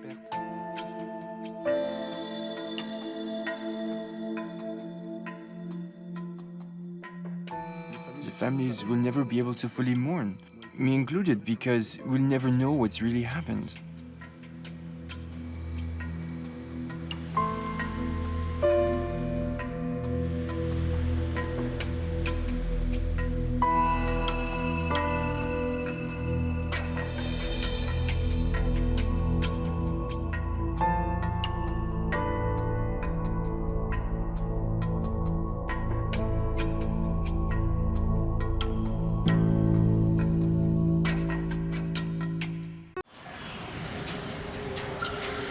35,000 feet above the Sea of Japan.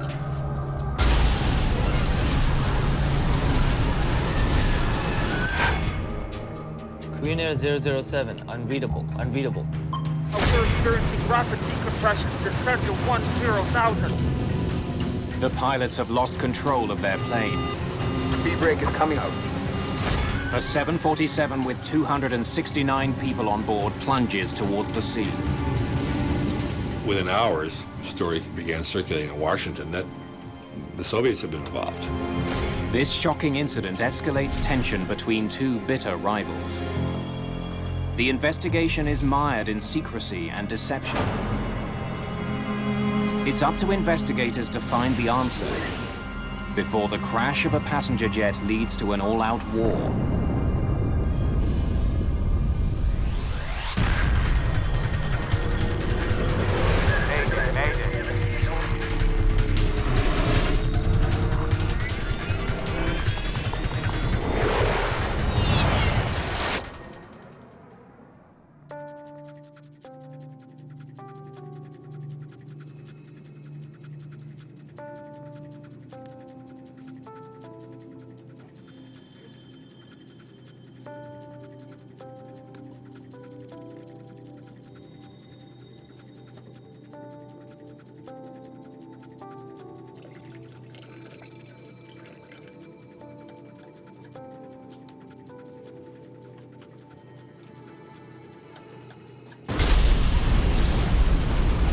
Emergency descent.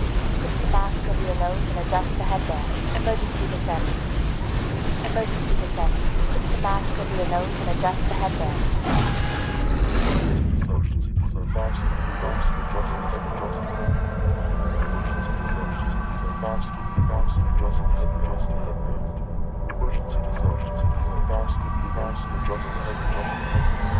Emergency descent. Put the mask over your nose and adjust the headband. Emergency descent. Put the mask over your nose and adjust the headband. It's just after 2 in the morning aboard KAL Flight 007. Korean Air 007, position over Nippy, estimating NOCA 1826132.0. After a brief layover in Anchorage, a Korean Airlines 747 is on its way to Seoul. The marathon flight originated in New York 13 hours ago.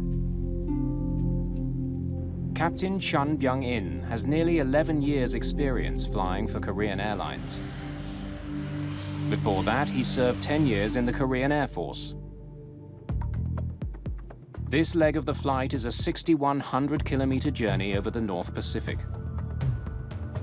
Once the plane is in the air, there is very little for the pilots to do. Ladies and gentlemen, we'll soon be serving breakfast before we land in Kimpo, which will be in about 3 hours.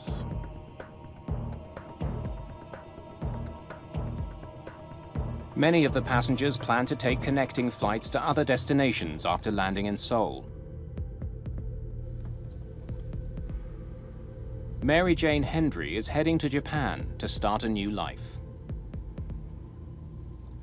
My sister Mary Jane found a job and she'd gotten hired by this Kara company.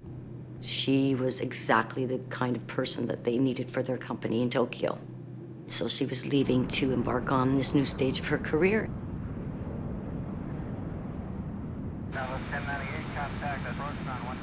Just 15 minutes behind them is the plane's sister flight, KAL 015.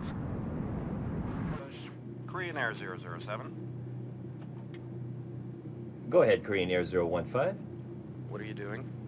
The flight crews chat to help pass the time. Go see the leaves. We're experiencing an unexpectedly strong tailwind. How much of a tailwind? 35 knots from 040.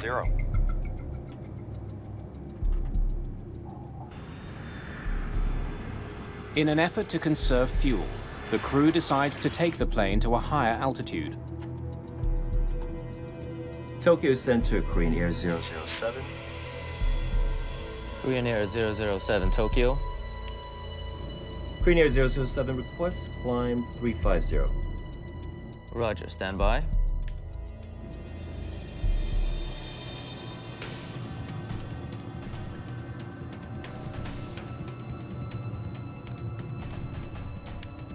Korean Air 007, climb and maintain flight level 350. Roger, Korean Air 007, climb and maintain flight level 350.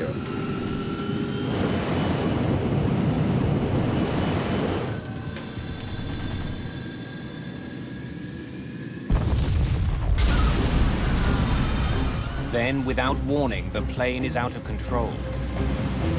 What happened? Charge throttles.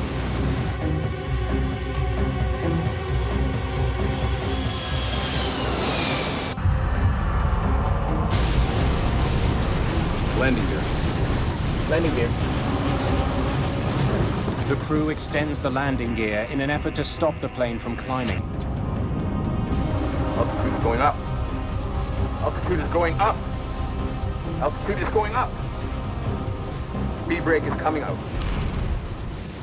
I can't descend. This isn't working. This isn't working. Engines are normal, sir. Is it rapid decompression?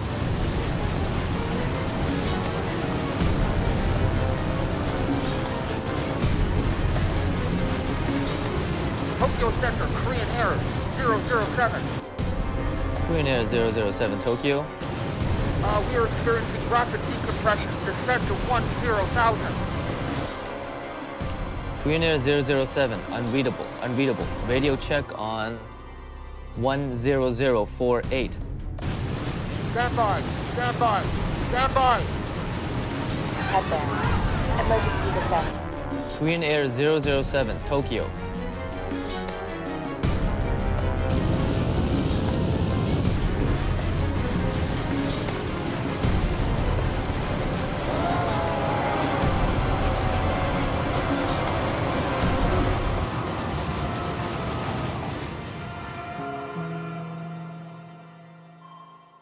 Korean Airlines Flight 007 and all 269 people on board have vanished.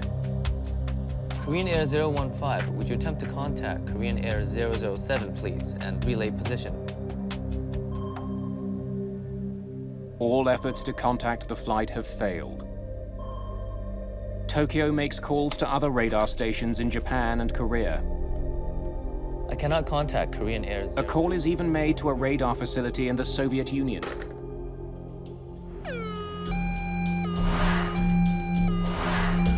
Relatives nervously await news of the missing flight. The company that Mary Jane was going to work for, they apparently had phoned and said Mary Jane's plane hadn't arrived and that something had perhaps gone wrong with the plane. But at that point, we didn't really know anything. There was concern that it had been either forced to land or crashed, or within hours, the story began circulating in Washington that the Soviets had been involved. As the world waits for news about the incident, US military officials make a horrible discovery. At a top-secret surveillance facility, they've been monitoring Soviet transmissions. It appears the unthinkable has happened.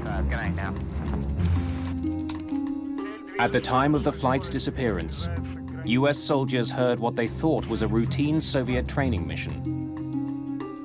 При нарушении государственной границы приблизиться к цели и уничтожить.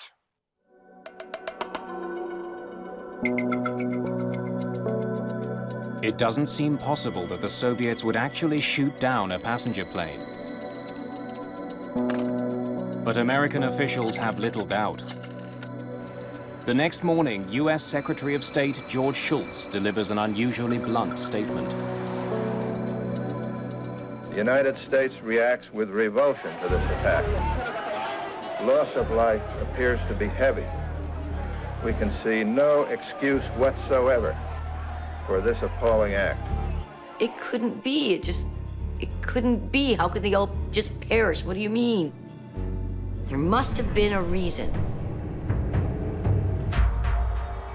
1983 is the height of the Cold War. Russia and much of Eastern Europe are united by communist ideology. Ruled with an iron fist, the Soviet Union is locked in a bitter political struggle with the West. Relations were bad, but no one really knew how bad, how dangerously bad they were. Initially, Soviet officials deny responsibility for the KAL disaster. The story came out of Moscow was that the plane appeared, we intercepted it, tried to make it stop, it didn't, it flew away. That was the first story. But soon they reverse course and come clean. A Soviet fighter jet did in fact shoot the plane down, but they insist the attack was justified. The Soviet view was that it was on a spy mission, perhaps carrying instruments, cameras, recorders, and so forth. The Soviet Union claims Flight 007 entered highly restricted airspace under orders from the US government. But the US insists KAL 007 was a routine passenger flight. The dispute only heightens political tension. In terms of an actual shooting war, the closest points that we may have come were in that year, both before and after, when both sides, particularly the Soviet side, though, was expecting an attack. The KAL disaster would put NATO nuclear disarmament talks in jeopardy. The Soviets would ultimately walk away. The nuclear threat is growing. Under such circumstances, the need for an impartial inquiry is urgent. The UN calls on the International Civil Aviation Organization. ICAO offers a neutral investigation, an investigation team that can deal with all parties involved in a neutral way. Kai Frostel joins the international team of investigators that will try to uncover the truth behind the destruction of Flight 007.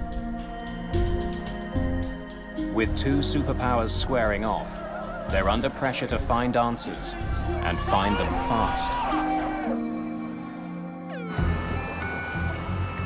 KAL 007's flight plan should have kept it well away from Soviet airspace. Either it was shot down over international waters, or the flight had strayed off course. Figuring out which is the first priority for investigators. But they face a huge obstacle. The plane's black boxes are still missing.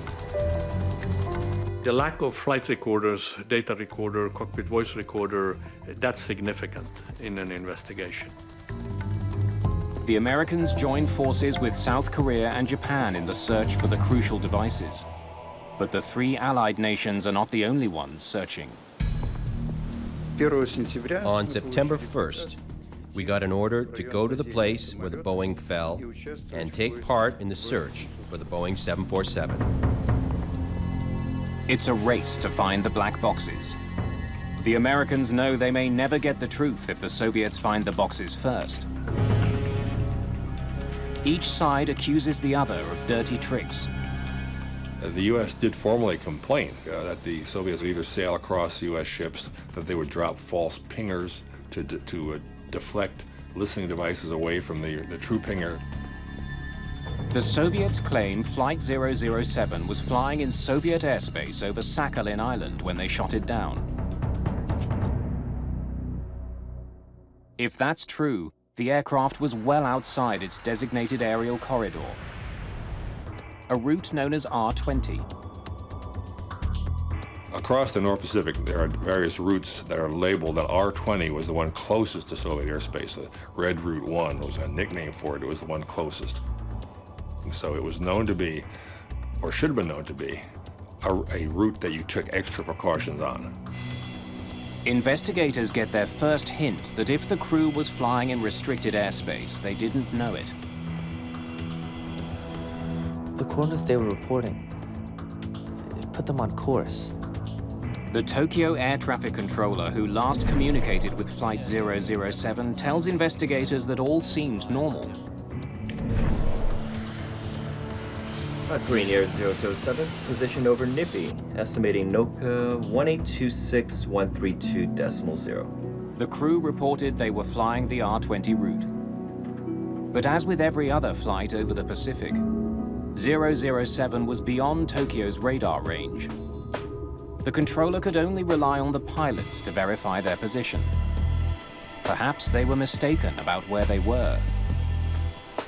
That possibility becomes more likely when investigators talk to the crew of the Korean Airlines flight that was just minutes behind Flight 007. Tell me about the exchange with Flight 007. The captain of the second flight recounts an odd conversation with the 007 crew. We're experiencing an unexpectedly strong tailwind. How much of a tailwind?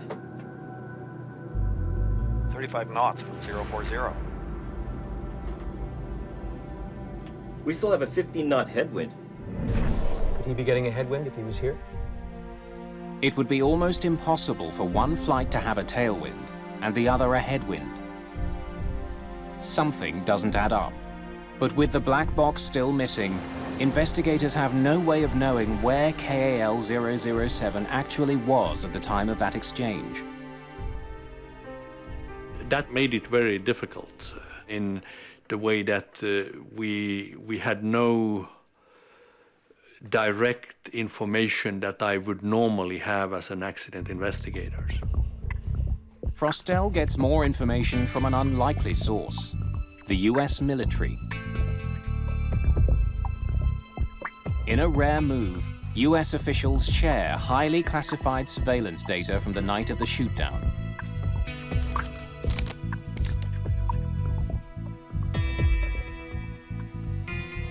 A top-secret technology called passive radar can track the movements of every military and civilian plane around the globe. What it reveals about KAL 007 is stunning. The plane was way off course. For almost its entire journey across the Pacific, the flight had been drifting north. By the time it was shot down, Flight 007 was 560 kilometers, or 350 miles north of where it should have been, and had already flown in and out of Soviet territory. The Soviets were telling the truth.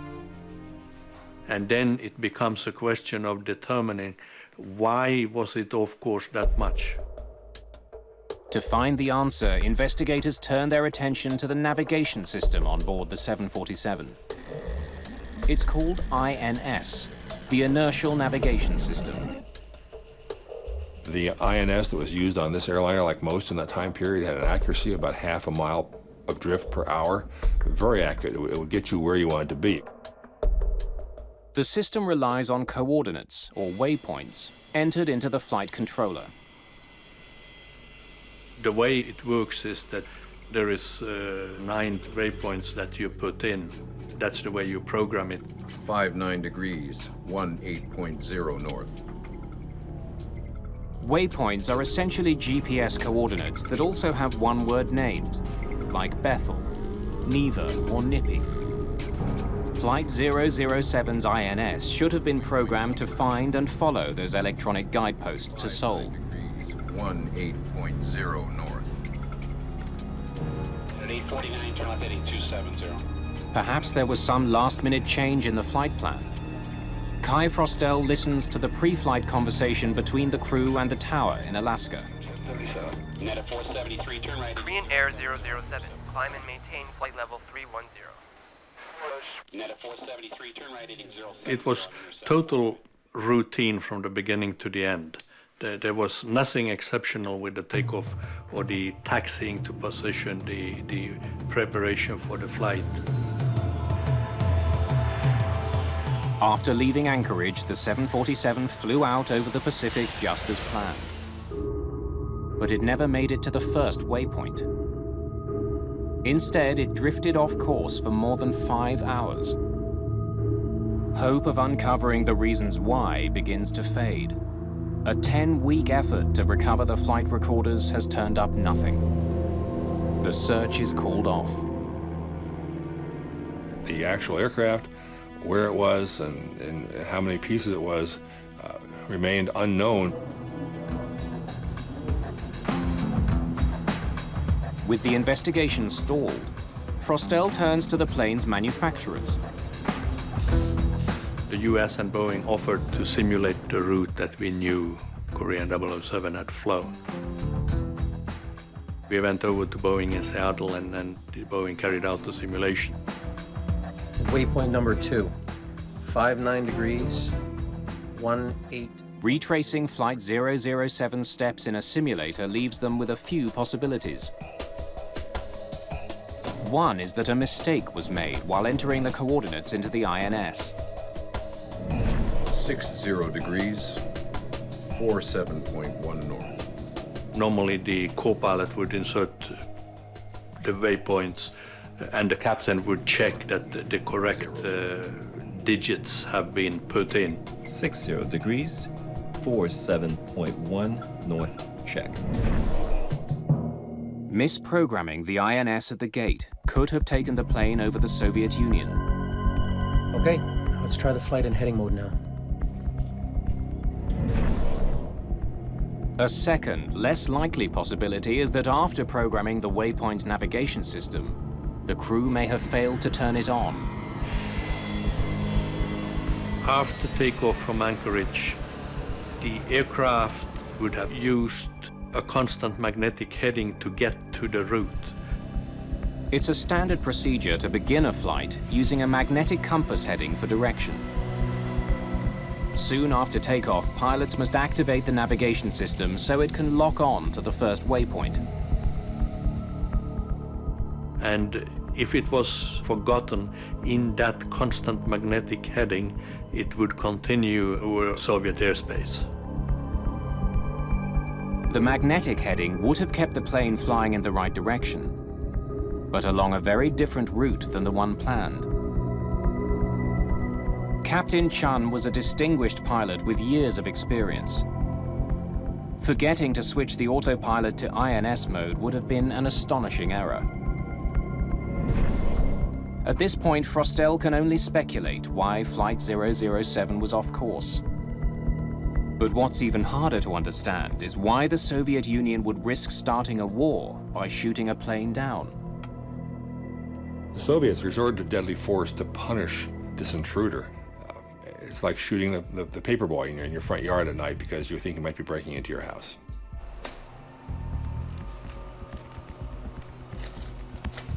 What could prompt such a response from the Soviets? Investigators get their answer from the US military. Though Flight 007 may not have been on a spy mission that night, another plane was, a US Air Force RC-135. They were tracking an RC-135, which was doing very, very slow figure eights off the coast with its own listening devices, waiting for a Soviet missile test. The spy plane was near the Soviet border in the path of the KAL jetliner. When their paths crossed, the two planes may have been indistinguishable on Soviet radar. When 007 came in over Soviet airspace, the Soviet Union assumed it's an RC-135. Along came this intruder, and they just fell into the patterns that they had prepared in advance for such an intruder.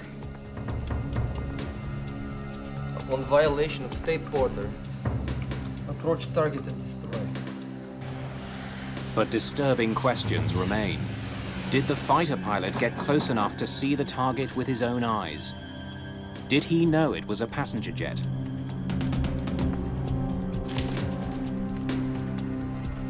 Requests to speak to fighter pilot Gennady Osipovich are refused. And for the time being at least, those questions are left unanswered. In December 1983, less than 4 months after the disaster, ICAO releases the findings of the investigation. Though lacking hard evidence, the report concludes Flight 007 strayed into Soviet airspace by accident, due to pilot error in operating the navigation system. I would almost call it the best guess based on all the work and the factual information we had in 1983. For them to summarize that the plane was there by accident, as far as I'm concerned, that's not the answers we wanted to hear, and we believed that there was further investigation to do.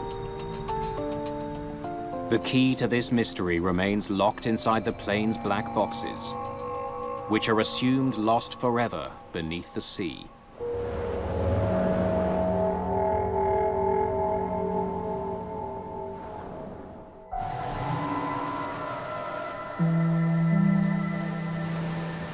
In the months following the KAL disaster, unidentifiable human remains wash ashore in northern Japan. Small pieces of wreckage are also found. Investigators have no doubt that the plane was completely destroyed. We don't know where their bodies lie.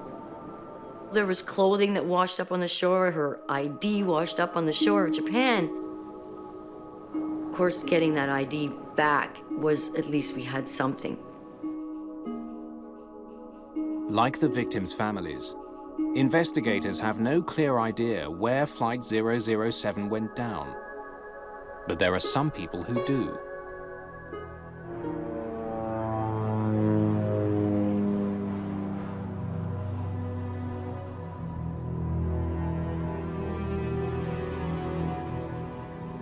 Top Soviet officials are hiding the fact that 1 month after the incident, not only did they find the wreckage, they also found the all-important black boxes. It was a big pile of debris. They took down this pile with their bare hands until they found the black boxes. There were 2 of them.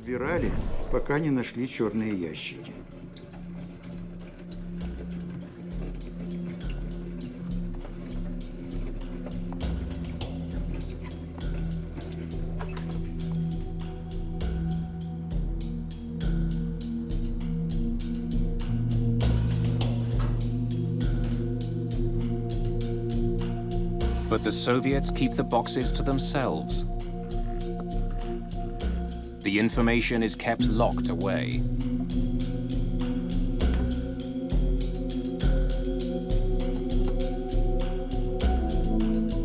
Until nearly 10 years later.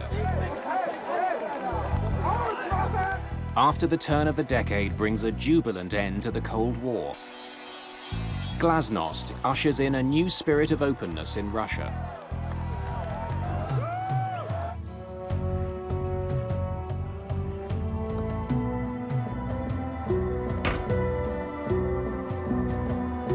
Eager to break with the past, the new administration in Moscow decides to go public. The actual unveiling of the data recorders and black boxes was a total surprise.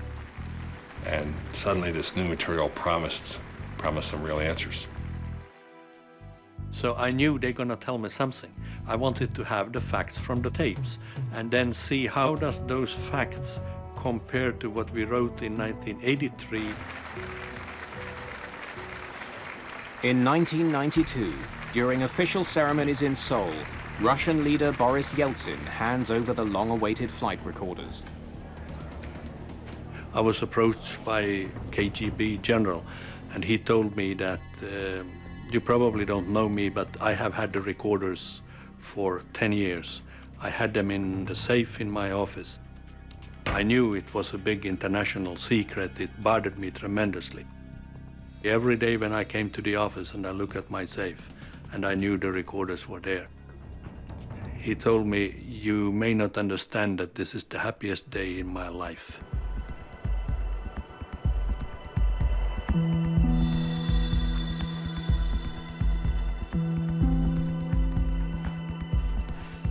Kai Frostel is asked to lead the new team of investigators based in Paris. And as a clear indication that the times have changed, Vladimir Kaufman, a Russian avionics expert, joins the team. Он, так сказать, ничем особо не выделялся. At the time, I was working at the Civil Institute of Aviation and was an air crash investigator. This was an international investigation of a very high level. Очень высокого уровня.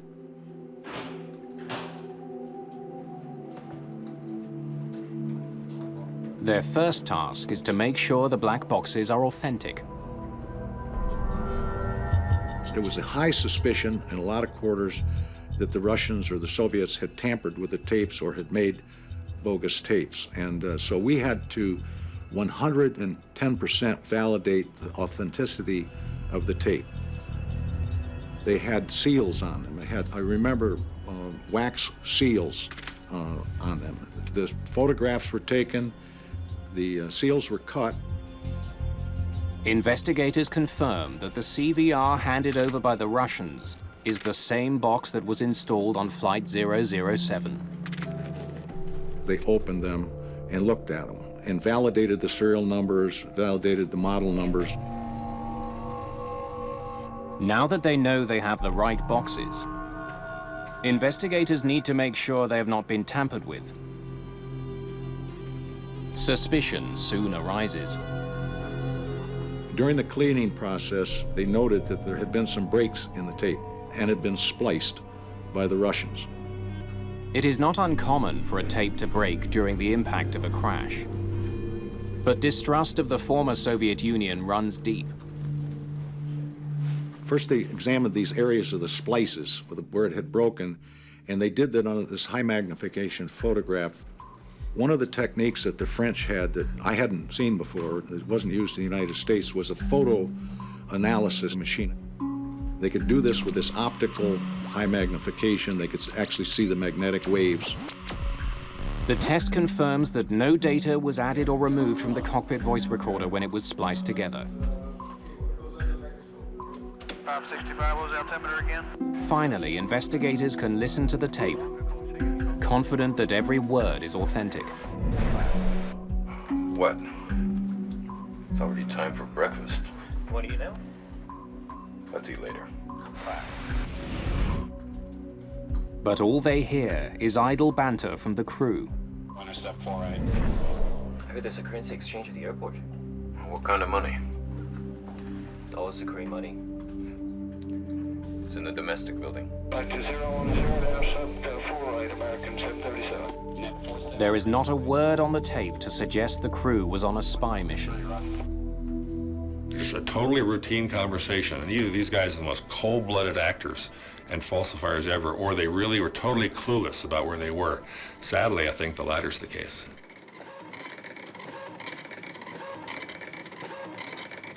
It seems unlikely that KAL-007 was on a spy mission, but it was caught flying over Soviet territory. Investigators have long suspected that the crew either misprogrammed their navigation system or left it in the wrong mode, set on constant magnetic heading. The flight data recorder finally provides the definitive answer. The data revealed that the aircraft was on constant magnetic heading from soon after takeoff from Anchorage to the end. There was no deviation whatsoever in the magnetic heading. The crew of KAL-007 never activated the waypoint navigation system. Gear up. Landing gear up. Now passing 500. It seems they simply forgot a basic step in their standard flight procedure. The INS was functioning properly, had been loaded properly, and was counting along the route where it was thought it was supposed to be. But the autopilot was not following the INS commands. Instead, it was following a compass mode. So it's only telling them where they're supposed to be. Investigators learned that even though the plane was following a compass heading and not the waypoints, the computer would have continued to display their intended waypoints even though the plane was nowhere near them. Korean Air 007, position over Nippy, estimating NOCA 1826132.0. This may explain why the crew never noticed their mistake. The crew also didn't notice a key indication that they were badly off course. We're experiencing an unexpectedly strong tailwind. How much of a tailwind? 35 knots from 040. The fact that they were experiencing completely different weather patterns to a plane supposedly minutes behind them should have alerted them to the problem. Now, there's a point where you see him teetering on the brink of realizing something is horribly wrong. He's talking to the pilot behind him, and the winds are almost 180 degrees apart, and there's a pause, and Shun is somewhere in his mind, as he's a pilot, and he has the instinct, you know, this is odd. Is it a clue to something I should look into? And he doesn't. And at that point, he might as well pull the gun out and put it to his head. It was human error. A complacent crew in the middle of the night had their flight computer on the wrong setting, and then didn't notice they were straying off course. Everybody makes mistakes sooner or later. Good pilots make mistakes. Not so good pilot makes mistakes. We're all making mistakes. When investigators combined the conversation data from Flight 007 with intercepted Soviet transmissions, they get a detailed picture of what went wrong on September the 1st, 1983. The pilots believed they were on course. But 3 hours into the flight, their magnetic heading took them into Soviet airspace over Kamchatka.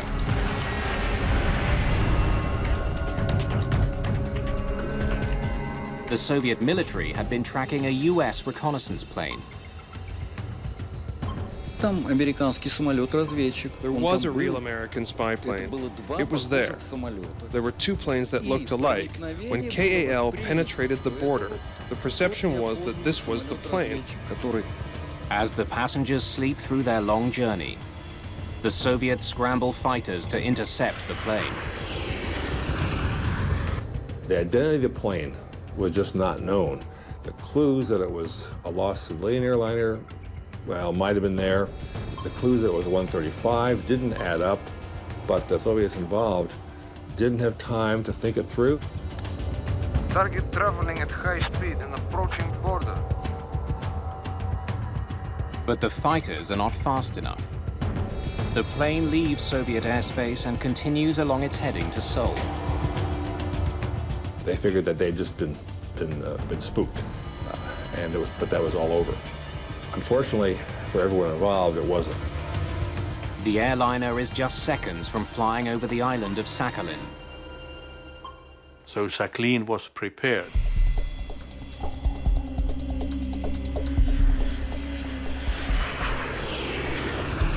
KAL Flight 007 enters Soviet airspace for the second time. Ladies and gentlemen, we'll soon be serving breakfast before we land in Kimpo, which will be in about 3 hours. Target traveling at high speed and approaching border. Target is on your heading. I can see it both visually and on the screen. Major Gennady Osipovich, the lead fighter, makes visual contact with Flight 007. Give warning burst with cannon. But the warning shots go unnoticed.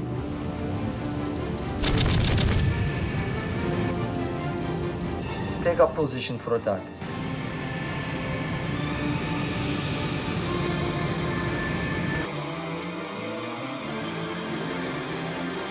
Approach target and destroy. Roger, locked on already. Executed launch.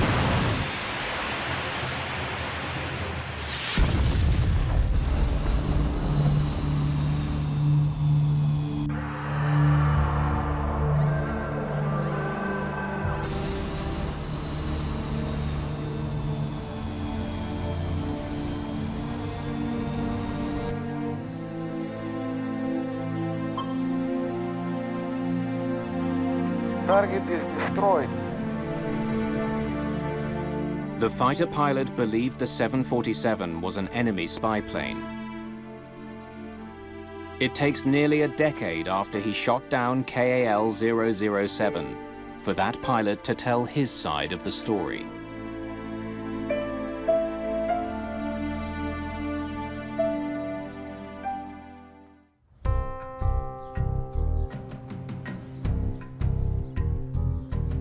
Investigators have long wondered what Major Gennady Osipovich saw and did after he was ordered to intercept an intruding aircraft in 1983. After nearly 10 years and the collapse of the communist regime, he finally tells his side of the story. I saw the plane. It did look like a civilian plane because there was a flashing light on its tail and one on the top. But you can disguise any plane like this. You can put a flashing light on and you've got a civilian plane. So I did not have any thoughts about this. Give warning burst with cannon.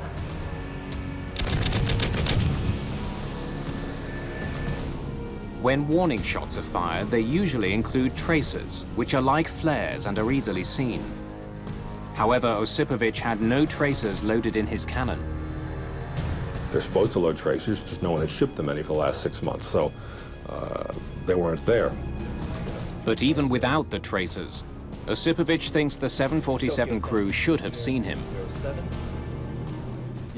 As I caught up with him, I was flying like this, and he was flying like that.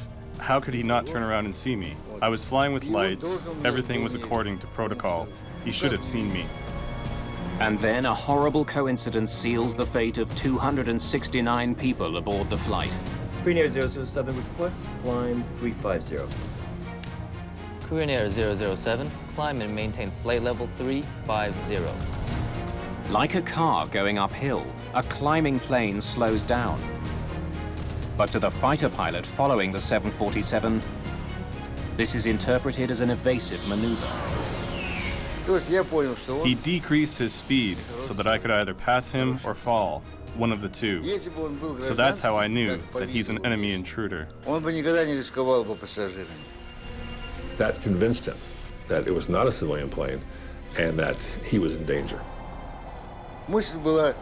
My only thought was to catch and stop. This is what we were trained to do.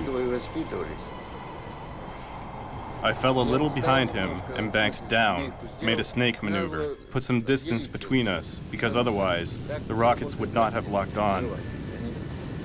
He's running out of time because the airliner was approaching international waters. Take up position for attack. Roger, locked on already. Executed lock. Osipovich fires 2 air-to-air missiles. They travel 2,000 kilometers an hour towards the jetliner. One of them explodes near the tail, damaging vital controls and hydraulic lines. The warhead also tears a hole in the fuselage, causing a rapid decompression in the cabin. I saw the first explosion right under the tail, and that's it. The lights of the trespasser went out, and I went home. Emergency descent. Put the mask over your nose and adjust the headband. Emergency descent. Put the mask over your nose and adjust the headband. In the time that they lost pressurization to a certain point indicated that the hole would have been approximately 1.75 square feet. The crew managed to fly the crippled plane for several minutes. Immediately after the missile impact, the aircraft climbed to flight level 380, and then it descended about 5,000 feet per minute. The stricken jetliner plummeted towards the Sea of Japan, with most of its passengers likely still conscious. And that's when the recording stops.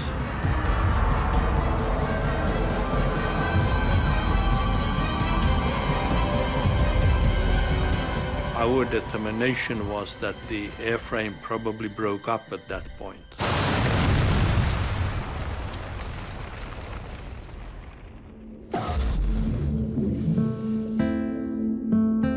To this day, Gennady Osipovich is convinced he shot down a spy plane. I knew they wouldn't order me to intercept if it was a civilian plane or cargo plane. Only if it was a trespasser. We weren't blaming him, but some families did. They certainly did. They said it was his fault and he pressed the button and he shot them down and they were looking to blame somebody. It was clear that he was living with what he had done, and what he had done in order for him to live and to sleep was to believe that it was a spy plane, there were no passengers on board, that he had not killed 269 people. And that's the way he wants to believe it, and I'm not going to blame him for wanting to believe that. In 1993, Kai Frostel has the evidence that he sorely lacked when he issued his first report. He can prove how the Korean pilots blundered and ended up off course, and how the Soviet pilot interpreted the situation. The destruction of Flight 007 is ruled an accident. Frostel recommends that all passenger planes be equipped with a clear indicator that the autopilot is in heading mode. The tragedy of 007 is that it didn't have to happen. It was not inevitable. It was a series of accidents, a series of misunderstandings, a series of bad decisions that had been primed ahead of time. When my sister Mary Jane said goodbye to me at the airport, she hugged me so tightly. And I said, Mary Jane, I feel like I'm never gonna see you again. Korean 007 has had a great effect on my life. It has been close to my heart. That has been very sad for me. My sympathy and condolences all these years have gone out to the families.